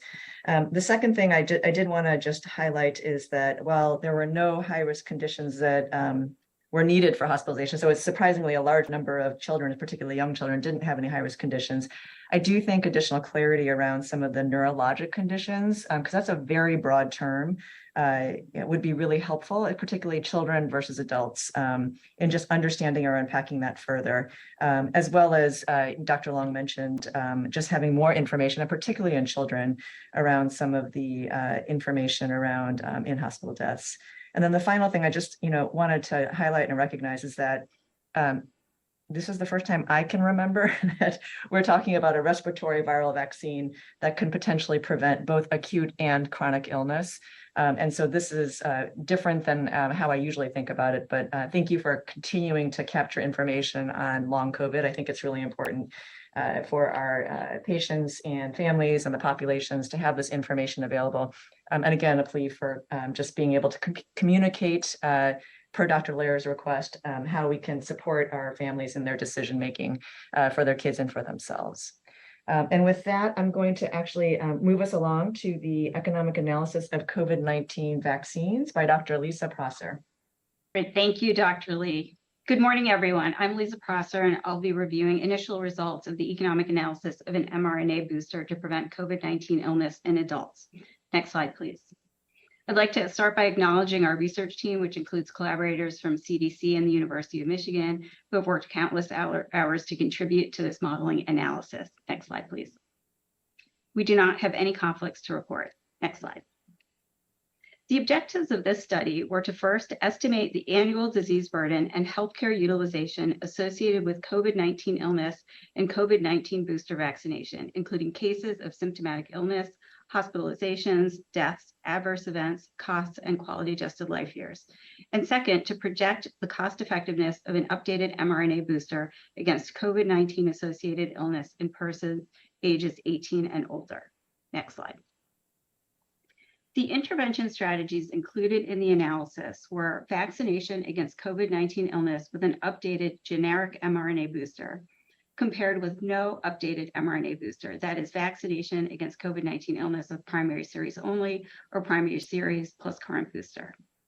The target population included all US adults stratified by age into the following age groups: 18 to 49 years, 50 to 64 years, and 65 and older. Pediatric and adolescent age groups are excluded from the current analysis. There were insufficient data to incorporate these age groups into this first phase analysis, and these will be incorporated into later analyses as more data become available. Time horizon for the analysis is 1 year, with costs and qualities lost due to long-term sequelae and deaths beyond 1 year accounted for. The analysis uses a societal perspective with a costing year of 2023 and a discount rate of 3%. Next slide. We use simulation modeling to project costs and health outcomes for each age group. This slide shows a simplified schematic of the simulation model. In the model, an individual has some probability of remaining disease-free or experiencing COVID-19 illness. If they experience COVID-19 illness, they could have an episode of non-hospitalized COVID-19 illness or become hospitalized due to COVID-19. Symptomatic illness can also incur an outpatient or ED visit. If hospitalized, the severity of illness can require ICU care or ventilator assistance. All individuals who experience COVID-19 illness are at risk for long COVID. Hospitalized patients also have probabilities of long-term permanent sequelae or dying from COVID-19. As simulated individuals travel through the model, they accumulate costs and loss in quality of life associated with each health state. Also included in the model are adverse events associated with vaccination, including systemic reactions, anaphylaxis, and myocarditis. These events are also associated with costs and loss of quality of life, depending on the severity of the adverse event. Each probability, cost, and quality adjustment is represented by a most likely value and a range of plausible parameter values. Identical cohorts are run through the two submodels, one in which all individuals in the cohort receive a booster dose and one in which they do not. Next slide, please. The analysis is designed to project disaggregated health and economic outcomes stratified by intervention strategy and by age subgroups, including cases, hospitalizations, deaths, costs, and quality adjusted life years. Incremental cost effectiveness ratios in dollars per quality are calculated, comparing updated mRNA booster to no booster. This metric measures the additional investment in vaccination or cost savings associated with a change in health benefits. So this metric measures the additional investment in vaccination or cost savings associated with a change in health benefits and accounts for offsets due to averted illness. We also conducted a set of uncertainty analyses, one-way sensitivity and scenario analyses to explore the robustness of the results to changes in input parameters. It's important to note that this presentation reports preliminary results only from the first phase of an ongoing analysis. Next slide, please. In the next slides, I'll briefly present the key inputs into the model. Most parameters rely on unpublished data, which best reflects the current evidence base for COVID-19 illness and the effectiveness of an mRNA booster. Next slide, please. The probability of symptomatic infection is based on the last 6 months of available data from the HEROES Recover cohort, shown on the left-hand side of the slide, assuming that rates from the most recent 6-month period available would serve as a reasonable proxy for predicting future rates of symptomatic illness. These are translated into annual probabilities stratified by age group and shown in the table on the right. Next slide, please. This slide shows the same probabilities of symptomatic infection from the previous slide, along with associated ranges. Upper and lower bounds were derived from the months with lowest and highest rates of symptomatic infection in the last 6 months and varied more widely in scenario analyses. Next slide, please. This slide shows the probability of an outpatient visit due to COVID-19 derived from Meredith market scan data. Again, the last 6 months of data are used. Note this is an earlier time frame than the COVID-net data or the previous data that we saw from the HEROES Recover cohort. Next slide, please. The probability of an outpatient or D visit from the market scan data are combined with the probability of symptomatic infection from the HEROES Recover data using a common time period to derive a conditional probability of outpatient visit or ED visit given symptomatic illness. Both probabilities increase with age and associated ranges are listed in the table. Next slide, please. The annual probability of hospitalization is also derived using the last 6 months of data, this time from the COVID-net data set. Probabilities and associated ranges are shown on the table on the right. Probabilities increase with age. The lower panel simply translates these into rates per 100,000 individuals. Next slide, please. The probabilities of requiring ICU care or ventilator assistance are also derived from COVID-net data and vary with age, as shown here. Next slide. The probability of dying from COVID-19 depends on the severity of illness, increasing both with severity of illness and with age. Again, these parameters are based on unpublished COVID-net data. Next slide. Parameters relating to long COVID in the model assume a median duration of 5 months of symptoms. The base case probability as shown here is estimated at 7.2% with a range of 5.8 to 9.1%. The evidence base reflecting the discussion that just occurred is even less robust than for other endpoints. And although the risk of long COVID is almost certainly associated with both age and severity of illness, these associations are not yet incorporated into the model and will be updated as more data become available. Next slide. In the next few slides, I'll review the approach used to estimate vaccine effectiveness for an mRNA booster. Vaccination-related adverse events are also accounted for in the model. Next slide. The panel on the left shows data on effectiveness against hospitalization for the bivalent booster from the VISION study by interval days since last dose. Using data available for 180 days, 3 scenarios were used to extend the vaccine effectiveness to 1 year. An optimistic scenario, which assumes the VE observed in the last period remained for the duration of the year, a conservative scenario in which VE waned to 0 beyond 180 days, and a midpoint scenario, which assumed linear waning from 180 days until the end of the year. Next slide. Using the same approach, we derived annual waning function for the bivalent booster using data from the IV study. Next slide. Combining data from the Vision and IV studies, we calculated the area under the curve to estimate annual VE for an mRNA booster as shown in the bottom panel. Next slide. This slide summarizes the AUCs for the conservative and optimistic scenarios for each of the Vision and IV studies. The minimum of the conservative estimates and maximum of the optimistic estimates were selected for the lower and upper bounds for VE, and the base case VE is shown in the bottom row in this table. Again, this is against hospitalization. Next slide, please. A similar approach was used to derive VE for critical illness using Vision and IV data. This is a combined endpoint that includes both ICU care and deaths. This VE is then applied to both of these endpoints in the model. Additional uncertainty analyses are conducted for VE to reflect the uncertainty in the underlying evidence base. Next slide. Data were unavailable to inform VE against symptomatic illness. An assumption was made to apply the same VE for uncomplicated hospitalization to symptomatic illness. And sufficient data were not available to evaluate possible variation by VE by age group. Next slide, please. The probabilities of adverse events were included in the analysis as shown here for systemic reactions, anaphylaxis, and myocarditis. A very small probability of dying due to vaccine-associated anaphylaxis or myocarditis is also included in the model. These parameters are informed by FDA fact sheets, published data, and expert opinion. Next slide.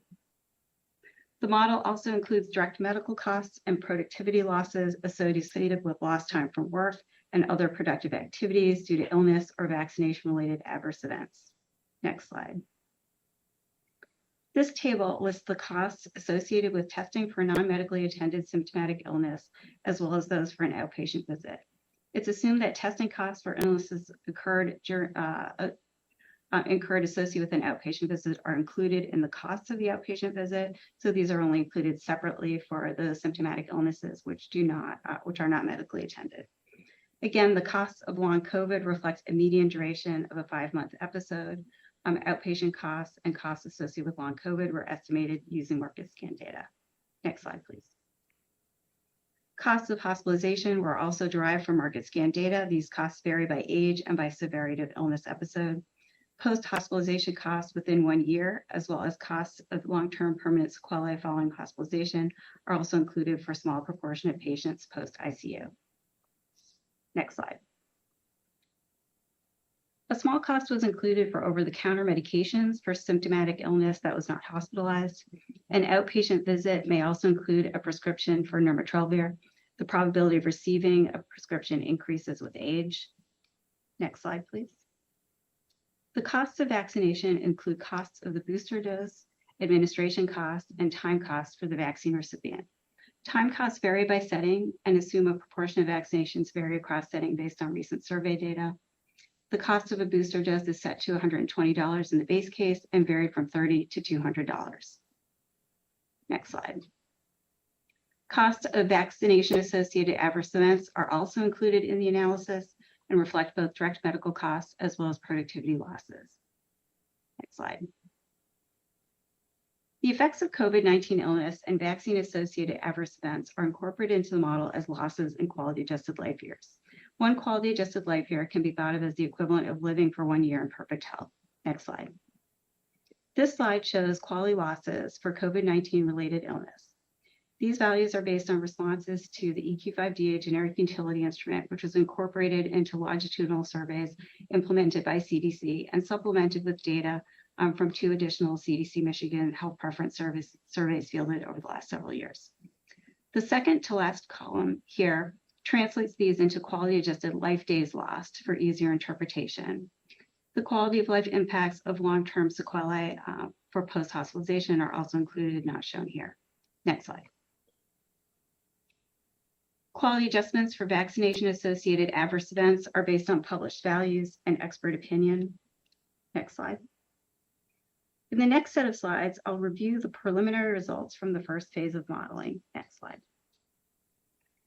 This slide shows disaggregated results for projected cases, hospitalizations, ICU stays, and deaths. The left-hand panel lists projected numbers for each strategy, booster vaccination or not, stratified by age group. Results are presented for cohorts of 100,000. The right-hand side of the table lists numbers of cases averted by vaccination, with higher numbers of cases averted for all endpoints for older age groups. Next slide. This slide reports incremental cost-effectiveness ratios, or ICERs, for each age group using a societal perspective. For 18 to 49 and for 50 to 64-year-olds, vaccination requires an additional investment, as shown in the incremental cost column, and yields additional health benefits as measured by an increase in QALYs. The resulting ICERs are roughly $116,000 per QALY for 18 to 49-year-olds and $26,000 per QALY for 50 to 64-year-olds. For the 65 years and older age group, booster vaccination results in cost savings and also yields additional health benefits as measured in additional quality-adjusted life years. Next slide, please. Considering the cost effectiveness of all individuals ages 18 and older together yields an ICER of roughly $33,000 per QALY, as shown in the bottom row of this table. Next slide. The next few slides present uncertainty analyses as input parameters are varied from their original base case values.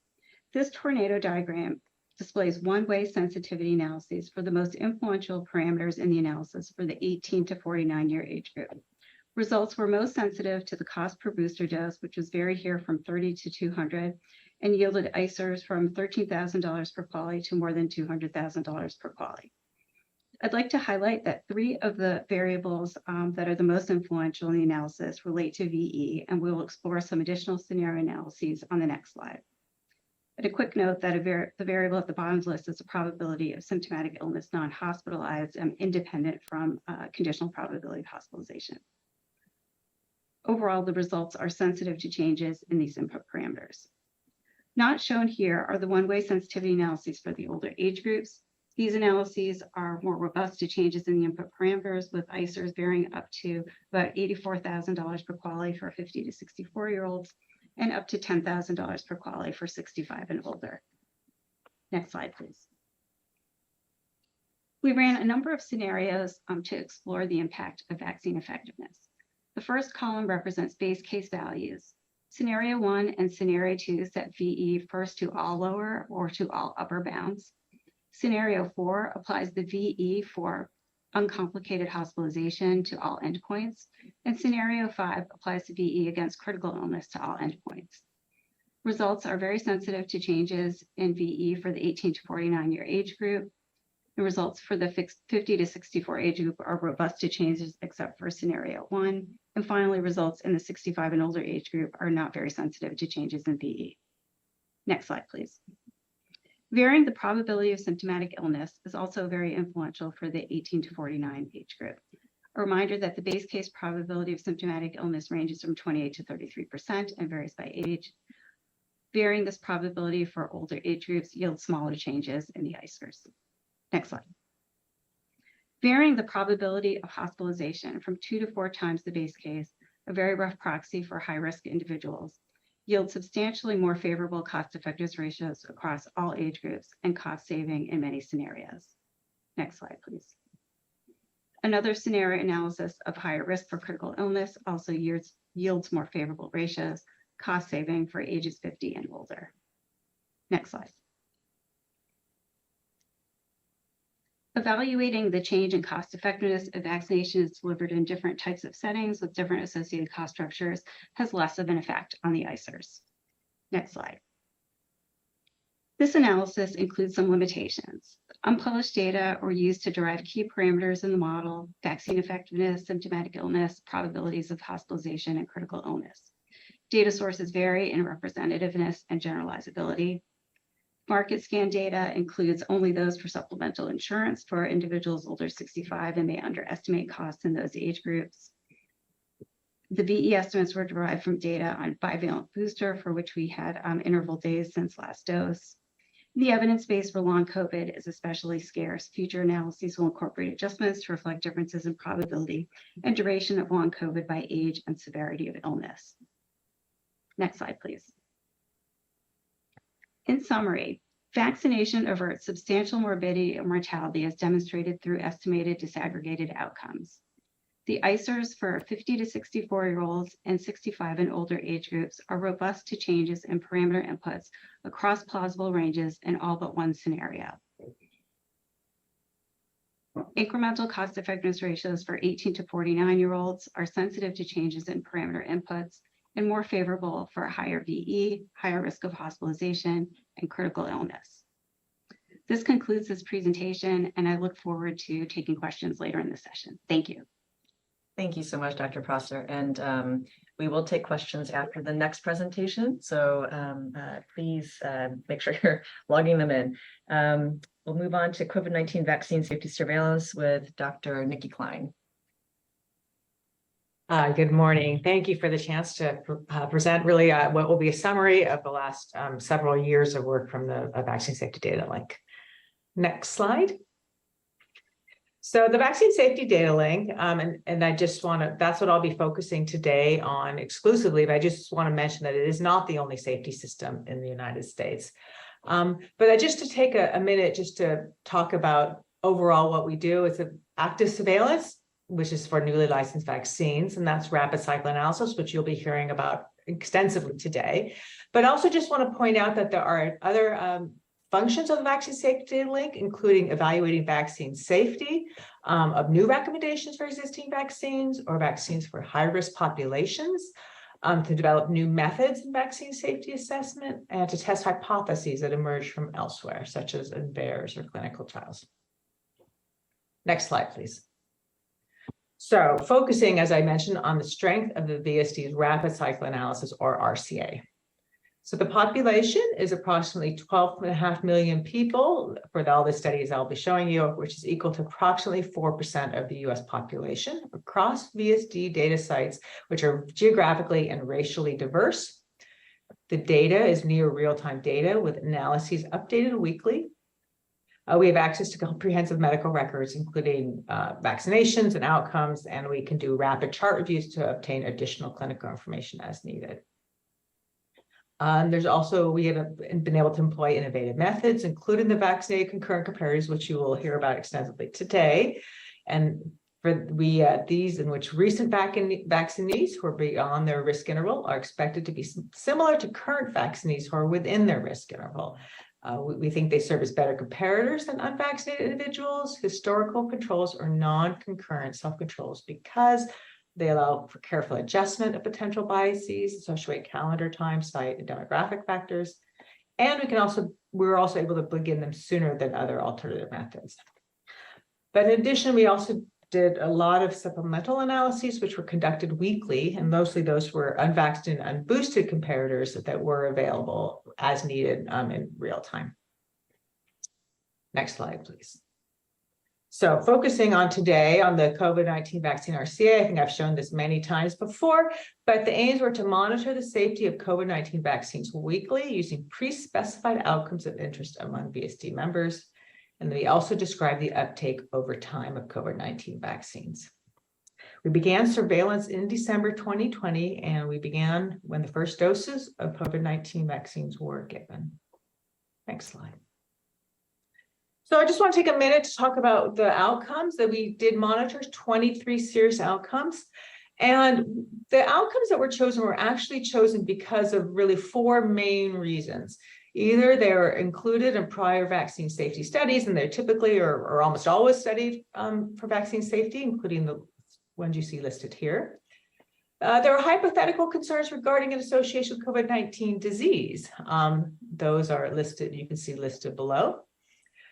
We also included outcomes. We added outcomes during the course of surveillance that were either added or enhanced due to emerging concerns.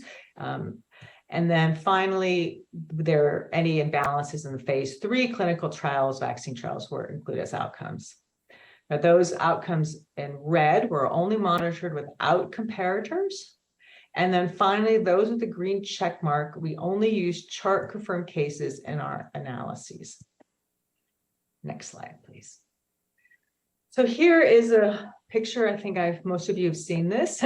So this really shows our method. This is the vaccinee with for the example case is an outcome of myocarditis. This would apply to all the outcomes, however. But this is, for example, shows vaccinees with myocarditis in a risk interval and a concurrent comparator for the vaccinated concurrent comparators. On the top panel, importantly, so on each calendar day, these are anchored on calendar day, an outcome that occurred in a vaccinee, and in this case, it happened to be on June 3rd, was compared to the vaccinee. They were vaccinating their risk interval because they were in their risk interval 1 to 21 days because they were vaccinated May 30th. Now, they were compared to, on June 3rd, a comparator who were in the comparison interval because they had been vaccinated, for example, on May 3rd. And so by similar, we mean they're in the same age group and at the same sex, race, and at the same VSD site. And so this is the analytic framework that for nearly all the analysis I will be showing you for the rest of the presentation, unless I state otherwise. But for the most part, this will be the analysis for all of them. Next slide, please. So this is an overview of what has, not everything, but many things that have happened in this safety monitoring for the last 3 years. This is a very busy slide, and I will go through it slowly, but this is the overview right here. Next slide. So I'm going to start right now. This is our initial surveillance that really spoke to what I really showed you as the initial aims that I showed you in earlier slides. And this was some interim findings that was of our initial safety surveillance that was published just over 2 years ago, actually now. Next slide. So from this analysis, these are the results using the vaccinated concurrent comparators. Next slide. So this is a busy table that really shows all the outcomes we monitored. I won't go through this one by one, but if you go to next slide. As an example, you can see this here is a Bell's palsy. And you can see if you look at the middle columns that the rate ratio was 1 and that the confidence intervals really was clustered around 1 with a p-value of one side p-value of 0.52, and that importantly, there was no signal. Now, what's almost more important than that is if you take a look at all the outcomes in that same column, you can see that none of the outcomes signaled. So next slide. And we also included in this initial analysis outcomes without comparators. Next slide. So in this case in particular, we're focusing a lot on anaphylaxis. And what you can see here is when we actually looked at confirmed anaphylaxis cases that were confirmed by medical record review, there were approximately 5 cases per million for both Pfizer and Moderna, and that's per million doses you can see there. Next slide. So as part of this, we also had some outcomes monitored during emerging concerns. Next slide. So I'm going to show here myocarditis and pericarditis, which was started to emerge in mid or early spring 2021. Next slide. So we did some enhanced surveillance for this outcome. And as we were always monitoring this outcome, but once we heard these reports, we started doing the enhanced surveillance. Next slide. Which, sorry, this is the reports from from across the world that we were seeing. Next slide. So our enhanced surveillance included chart reviews, which began in May 2021 and included all individuals under the age of 40. So in this case, we identified cases of myocarditis and pericarditis during the 98 days after vaccination were chart reviewed, followed by infectious disease clinician and or cardiologist adjudication to confirm the case. Next slide. And when we looked at the clustering of the cases after vaccination, what we could see, this is amongst confirmed cases by day since most recent dose of any mRNA vaccine among 12 to 39-year-olds. And what is really quite clear and can be shown statistically, but you can see it right there, is that there's a very strong and sharp peak of cases within the first week after the vaccination. Next slide. And in fact, you can see this here when we did analyses of the 0 to 7 days, and this is again the vaccinated concurrent comparator analysis, but focusing on the 0 to 7 days after dose 2, for example. Unlike what I showed you earlier with the Bell's palsy example, you can see the adjusted rate ratio in this population of 12 to 39-year-olds, we had an adjusted rate ratio of 10.4 that was highly statistically significant. Next slide. So to summarize that findings. This was again data through June 2021. There were no safety signals for any outcome in the 21 days after both mRNA doses in the overall VST population of over age 12 years and older. In the subgroup of age 12 to 39-year-olds, the rate ratio for myocarditis and pericarditis was elevated after both Pfizer and Moderna during days 0 to 21 after vaccination, especially during days 0 to 7. In the subgroup analysis, both mRNA vaccines were associated with myocarditis and pericarditis in 12 to 39-year-olds. In the VSD, rate of anaphylaxis after mRNA vaccines was approximately 5 cases per million doses. And of course, VSD surveillance was ongoing at that point. Next slide. So here you can see that, of course, after this was published, we certainly continued to do much more work within the myocarditis and pericarditis because this was really an ongoing concern. So next slide. I do just want to mention that as of August 2021, 2 months after the data from what I showed you, we did actually signal for myocarditis and pericarditis in the 1 to 21 day interval for the population of 12 years and over. So next slide. So as I mentioned, we continued to do more investigations. And in this study, we assessed whether the risk of myocarditis and pericarditis after Moderna differed from that after Pfizer. And so we conducted both indirect and direct head-to-head comparisons among 18 to 39-year-olds. And we limited to 18 and above because 18 to 39, because Moderna at that point was not authorized for under 18. Next slide. So here, what this is again, the vaccinated concurrent comparators, but they're also been separated by vaccine type. Next slide. And you can see here for both Pfizer and Moderna at dose 2, if you look at the adjusted rate ratio, they're both elevated, 14.3 for Pfizer and nearly 18.8 for Moderna. And so the question is that was one for Moderna a little bit higher than Pfizer? It's not clear, but next slide. We did a head-to-head comparison of Moderna versus Pfizer. And again, we were looking at myocarditis and pericarditis during those days 0 to 7, post-vaccination in 18 to 39-year-olds. And when we look at both doses, we could see the adjusted rate ratio is 1.61. It was statistically significant, you can see. And so, however, it wasn't nearly as striking as what we've seen before, but what we can see here is that risk estimates for myocarditis and pericarditis in 18 to 39-year-olds during days 0 to 7 after 2 doses was modestly higher after Moderna than after Pfizer. Next slide. So we also did some additional investigations, really just to really more clearly define the incidence rates. I think that we had a lot of questions, and I think this is, really to be helpful for a lot of clinicians. I think a lot of patients come to them asking for these kinds of information. And we wanted to give the rates for verified myocarditis and pericarditis in the 0 to 7 days after mRNA vaccine. And this does include 5 to 39-year-olds in this publication.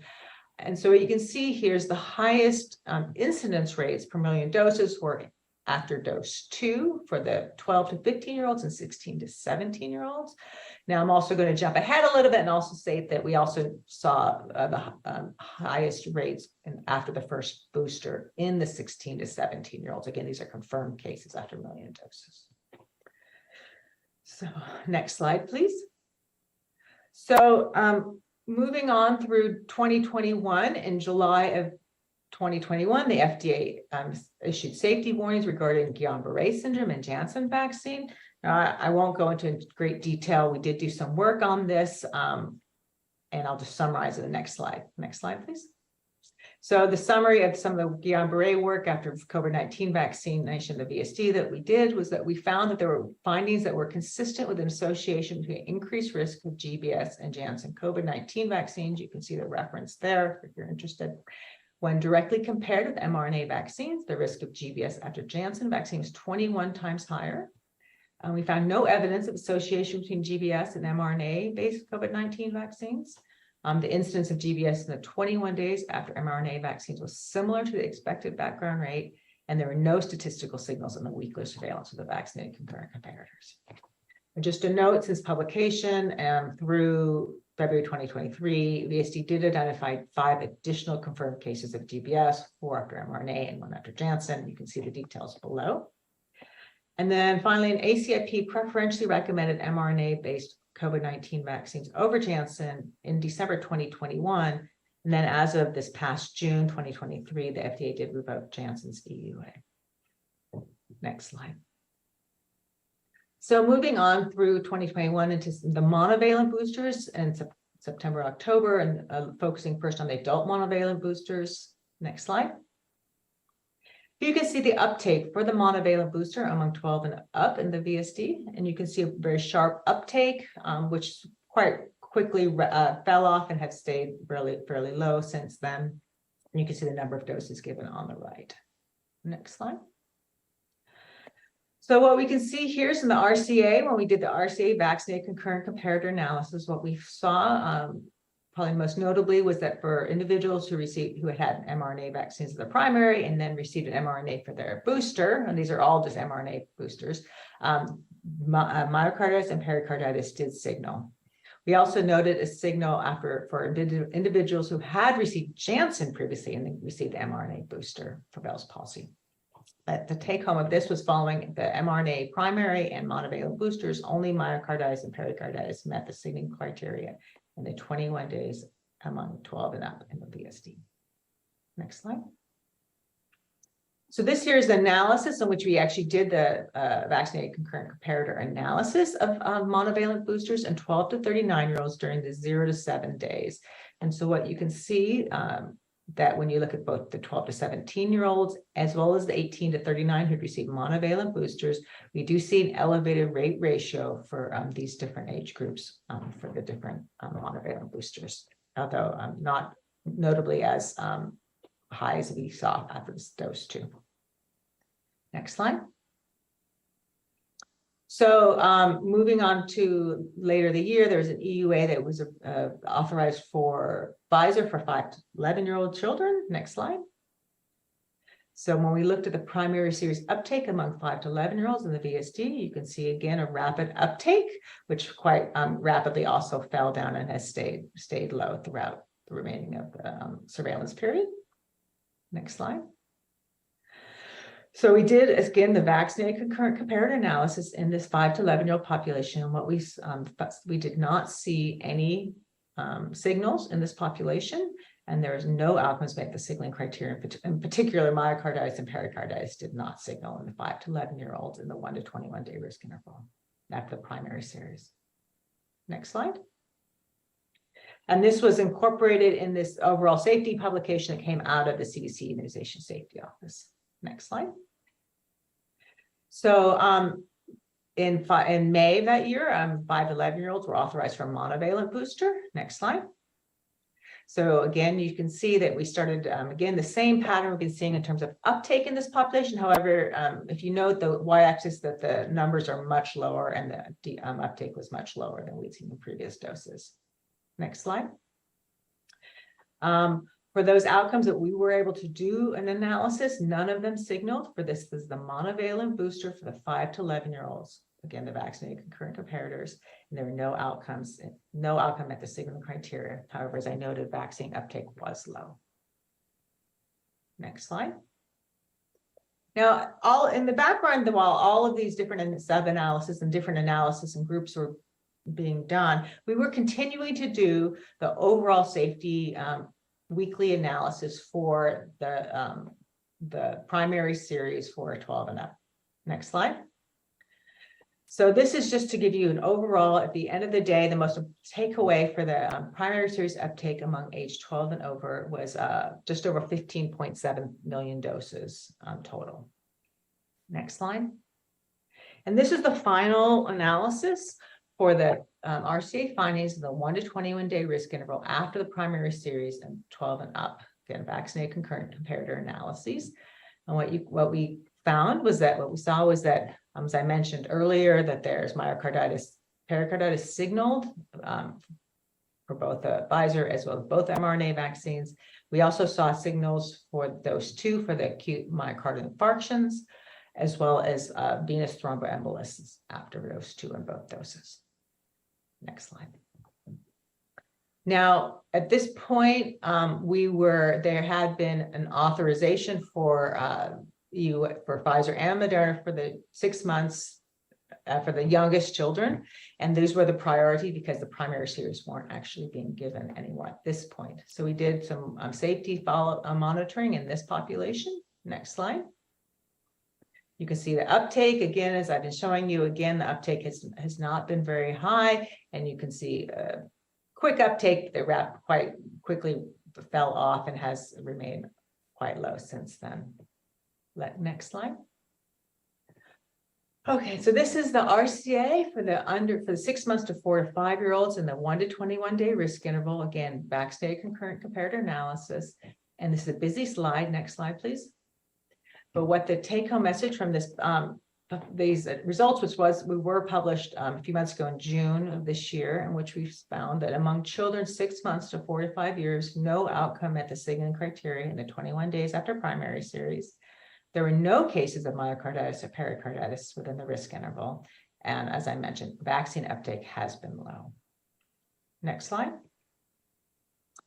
So moving on to the bivalent boosters in mid-2022 last year. Next slide, please. So this is the bivalent booster uptake among persons aged 12 and up over time. So what you can see here is, again, we saw, as we've always been seeing, fairly rapid uptake. But in this case, we had quite a bit more Pfizer than Moderna available due to distribution issues, and what we can see in the red, those are the Pfizer vaccines for all population. Next slide. So this is, again, a busy slide, but this is the RCA findings in the 1 to 21 day risk interval after the bivalent booster for individuals 6 months to 64 years of age, the vaccinated concurrent comparator analysis. And really what this is showing is that among ages 5 to 64 years in the VSD, no outcomes met the signaling criteria in the 21 days after the bivalent booster dose. Next slide. And this is just to put one more. We did continue to do chart review any cases of myocarditis and pericarditis, and these are the incidence rates of verified myocarditis and pericarditis in the 0 to 7 days after the bivalent booster in 12 to 39 year olds. And what you can see here, there are few cases, and for those that were the incidence rates were calculated, you can see that the confidence intervals were very wide.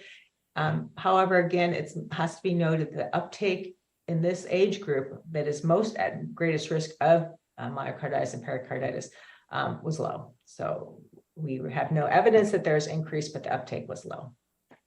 Next slide. So moving on to what we did find was really our first signal that we saw in real time was the ischemic trope after bivalent booster greater than 65. Next slide. Talking more about that, the ischemic stroke following Pfizer bivalent booster in 65 years and older. Next slide. So this here is the same slide. The red and blue are the same slide I showed you earlier, but the uptake graph for the bivalent booster, with exception, this is limited to just 65 years and over. But what's also been added is the green line, which is all flu vaccines. You can see that there's really just those events were happening in real time concomitantly at the same, over time at the same, these doses were being administered in this age population. So next slide. So when we did our vaccinated concurrent comparator RCA in the 1 to 21 day risk interval after the bivalent booster, again, only among over 65, we did see a signal for ischemic stroke after the Pfizer vaccine in the VSD. Next slide.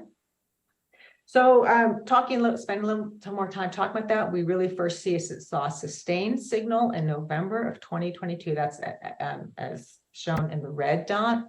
And we saw that for, I believe it was 8 weeks. So towards the end, it was a little more intermittently, but we did have a sustained signal for ischemic stroke after the Pfizer bivalent booster among 65 and over. Starting in early February, however, it did attenuate, and it has stayed attenuated since then, as of this last data, which is through March 18th, and it remained attenuated. Next slide. Now, this is the ischemic stroke by day after Pfizer vaccine booster amongst 65. This is by day after vaccination. And this right here is data as of February, late February, when the signal had attenuated. Now we do see a cluster. It's not very obvious, but we do see a cluster. It's not statistically significant. But I will say that when we were getting a signal, we were getting statistically significant temporal clustering around days 13 to 22. Although it never was nearly as clear cut as what we saw consistently for myocarditis and pericarditis. It's always been a little bit more nuanced and a little bit harder to interpret. Next slide. So what we did also do some post-signal analysis in which we looked at ischemic stroke incidence during days 1 to 21 compared with days 22 to 42. This is a little bit different, not the vaccinated concurrent comparator. More of a self-controlled risk interval among 65 years with and without simultaneous influenza vaccine. And so when we look at individuals who receive both Pfizer and the same day high dose or adjuvanted, although most were high dose flu vaccines, we see an adjusted rate ratio when you're comparing cases in the risk interval with cases in the comparison interval of 1.59, which just missed statistical significance. When we look at bivalent Pfizer without any same-day flu vaccine, again, comparing cases in the risk and the comparison interval, we see an adjusted rate ratio of 1.82. This is not statistically significant. So all these data together, unfortunately, unlike what we often will see, do not actually yield a real clear answer, and it's a little more complex and a little bit hard to interpret, but nonetheless, next slide. These preliminary results were shared publicly by the CDC and FDA back in January of this year, and this was posted available as a release. So next slide. When we have some additional considerations for the stroke outcome, I think that's something that's very important to think about. What is a complicated, not such a clear-cut answer, is that there were small numbers of strokes and imprecise rate ratios, which limited some analyses. The uptake of Moderna booster was delayed and reduced to distribution delays. And the follow-up of individuals who concurrently got bivalent and high dose or adjuvanted flu was limited by small numbers. I think this was important that it was difficult to interpret temporal clustering, which attenuated as the rate ratio attenuated. Of course, there's possible unmeasured confounding, and the results may be influenced by confounders that vary over time. And then one thing we were unable to really determine was the possible role of SARS-CoV-2 infection before the booster, because the background incidence of SARS-CoV-2 infection was rapidly changing during the bivalent booster uptake period. Next slide. So this is a summary of all of that overview. A high-level overview I just went through. So for anaphylaxis, the rate of anaphylaxis was approximately 5 cases per million doses for the mRNA primary series. The rate of anaphylaxis was less than 5 per million doses for the mRNA booster doses, which I didn't have time to show you those results. Myocarditis and pericarditis after mRNA vaccines. During days 0 to 7 post-vaccination, both mRNA vaccines were associated with an increased risk of myocarditis pericarditis in 12 to 39-year-olds. The risk estimates of myocarditis pericarditis in 18 to 39-year-olds during days 0 to 7 after 2 doses were modestly higher after Moderna than after Pfizer. And for persons aged 12 to 39, the rates of myocarditis pericarditis 0 to 7 days after primary and monovalent boosters were highest among 12 to 15 and 16 to 17-year-olds. Evidence suggests that there's increased risk for myocarditis and pericarditis following monovalent booster doses for some age groups. And there's no current evidence for an increased risk of myocarditis pericarditis following bivalent boosters. However, uptake was low in the age groups expected to be at highest risk. Next slide. So for ischemic stroke, this rate ratio met signaling criteria consistently for 8 weeks, but slowly attenuated and now does not. And at the end of signaling did not meet signaling criteria, end of surveillance did not meet signaling criteria. Temporal clustering 13 to 22 days after vaccination was significant at the initial signal, but also attenuated as the rate ratio estimated attenuated. Some supplemental analysis not shown here, but using unboosted concurrent comparators showed a rate ratio of 1.07, not statistically significant. And then analyses evaluating simultaneous high dose or adjuvanted flu dose showed a rate ratio of 1.59, as you can see. Some separate analyses did not detect an elevated rate ratio for stroke after flu vaccine. Again, that was data not shown. And then finally, GBS after Guillain-Barré after Janssen were consistent. Findings were consistent with association between increases of Guillain-Barré syndrome and Janssen COVID-19 vaccine. Next slide. So here I've included just a summary of all the chart reviews we do. There's not much to say except just to have this available for anyone who's interested to see what charts we did review and what age group and what vaccines. Next slide. So I just want to take a minute to really just make a one slide about talking and thinking about the challenges in rapidly generating vaccine safety evidence during the pandemic. These are by no means all the challenges, but these are, I think, the ones that, to me, and this is just my opinion, that are what I feel are some of the most ones from my point of view, was that their vaccine uptake was early and unpredictable. And that was one of the rationales we used for using the vaccinated concurrent comparators. However, most RCA findings came early and for the most part were mostly unchanged since the fall of 2021, not entirely, but mostly. The VSD COVID-19 RCA analytic methods have been hard to understand. We believe that vaccinated concurrent comparators are less vulnerable to bias, but it's an unfamiliar approach that is difficult to explain how the follow-up in the comparison interval is concurrent, and that is on the same calendar day with the follow-up in the risk interval. However, as we're all aware, intense public attention on COVID vaccine safety meant we frequently communicated preliminary results on short notice, and methods that are hard to concisely explain and understand pose substantial challenges. Number 3, our vaccine safety questions frequently changed and expanded, requiring us to rapidly adapt our surveillance to include new outcomes in new age groups. And it was challenging to digest and interpret large amounts of potentially relevant data and results that we put, quote, on the shelf weekly, for example, comparisons with unvaccinated people.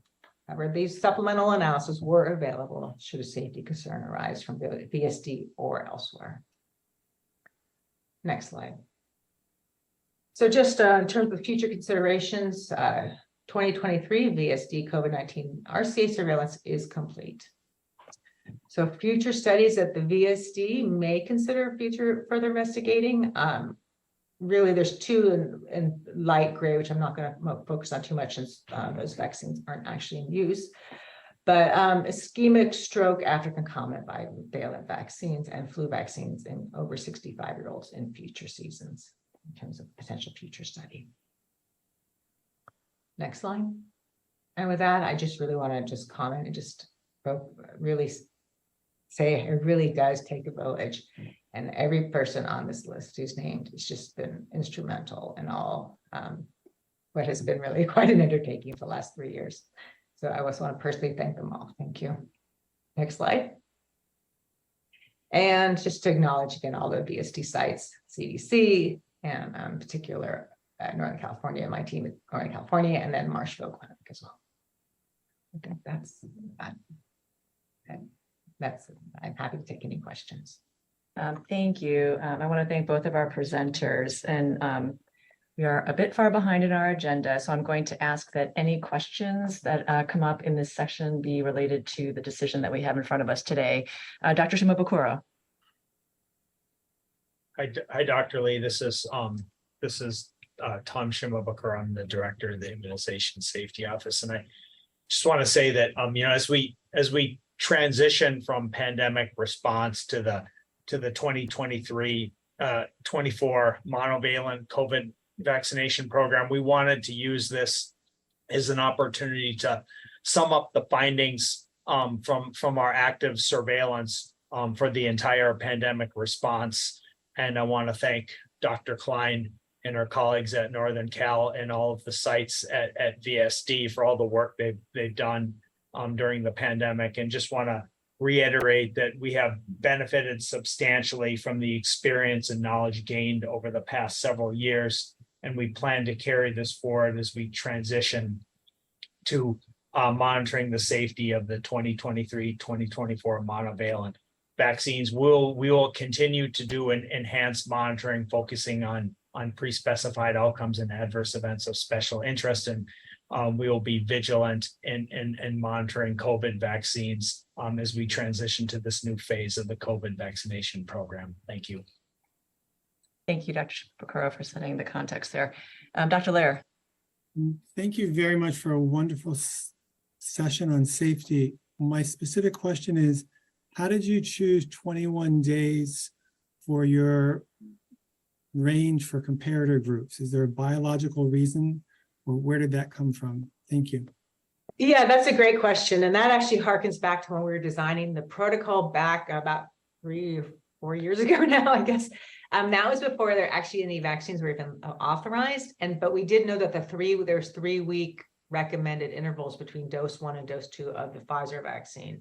And so we discussed a lot of different possibilities, but in the end, we decided that it seemed to make the most sense to keep it as 3 weeks because of the dosing schedule of the original primary series. And Thank you, Dr. Paling. All right, thank you both for great presentations, and thank you for all the work on evaluating the vaccine safety and reviewing that with us. One of the questions that I have is, we've talked a lot about the myocarditis and pericarditis in the peak in the children, and that really was present with the primary series, and particularly the second dose.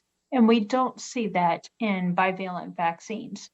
In Canada, we saw that when you space the vaccines out by more than 2 months or 8 weeks, we saw a decrease. Do you think the additional time could be contributing to the change for children? Thank you.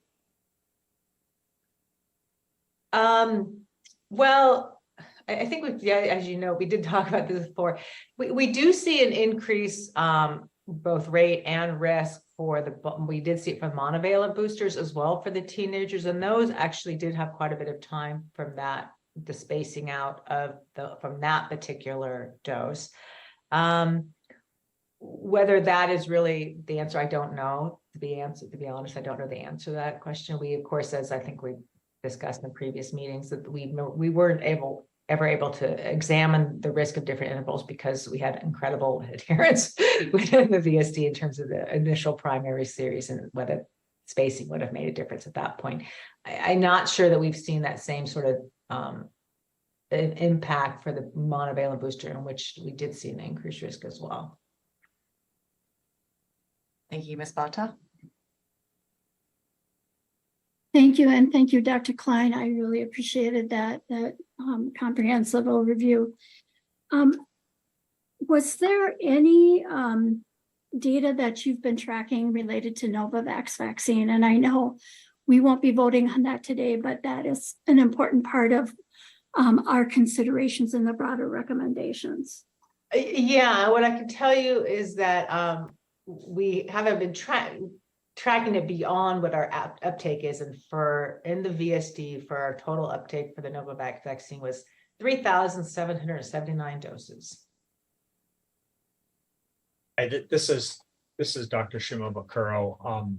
There was a recent publication looking at VAERS data for Novavax. I believe there were about 69,000 doses administered that were captured in the COVID data tracker nationally.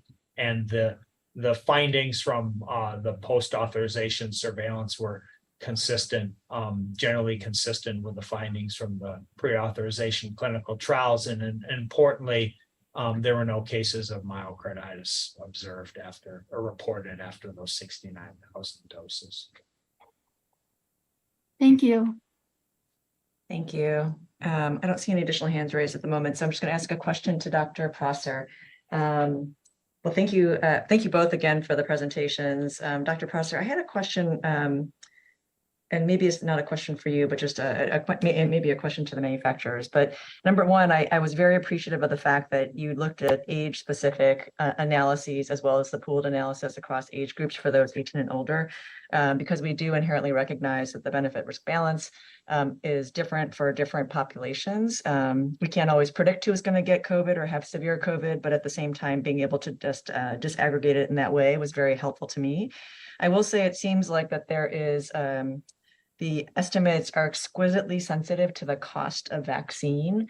So I'm wondering if you could put up slide, I don't remember, it was like maybe 31 or something like that in your slide deck, the tornado diagram. And part of the reason I'm asking is because we're making an assumption and we, incorporate cost effectiveness in our decision making and as part of the evidence to recommendations framework. So I just want to make sure I have a good understanding that these costs are reasonably stable estimates. If we can pull up the tornado diagram, sorry, I don't know what slide it is. Slide 38, slide 38. Oh, okay, sorry, got it totally wrong. Yeah, thank you. This one here, yeah. Perfect. Yeah, I think this is incredibly important for us to just have a conversation about. And I wonder if our colleagues from the manufacturers would be able to comment on the anticipated price, because it makes a huge difference for this particular age group.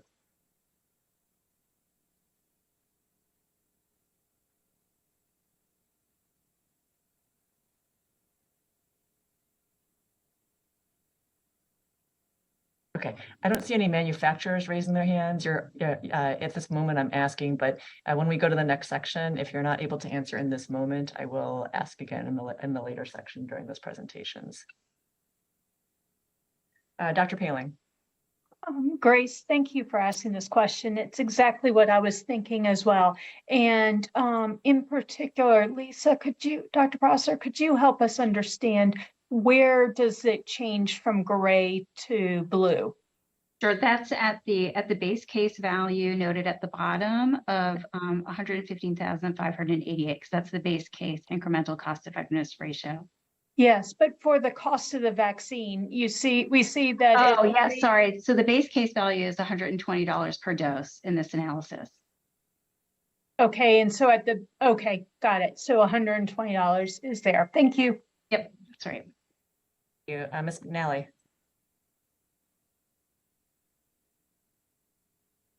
Dr. Lee, thank you. Can you hear me okay? Yes, we can. Thank you. Okay. Have other countries started to use this monovalent vaccine and report their experiences? And I'm sorry, I'm not sure who the right person to address that question would be to. Thank you.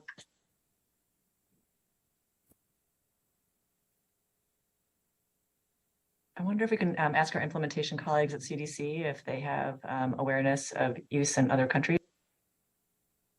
Or I don't know if the FDA would be able to comment. I actually don't know about EMA approval or other agencies.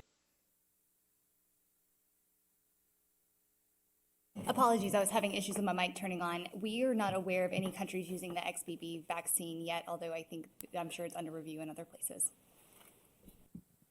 Thank you. Any additional questions?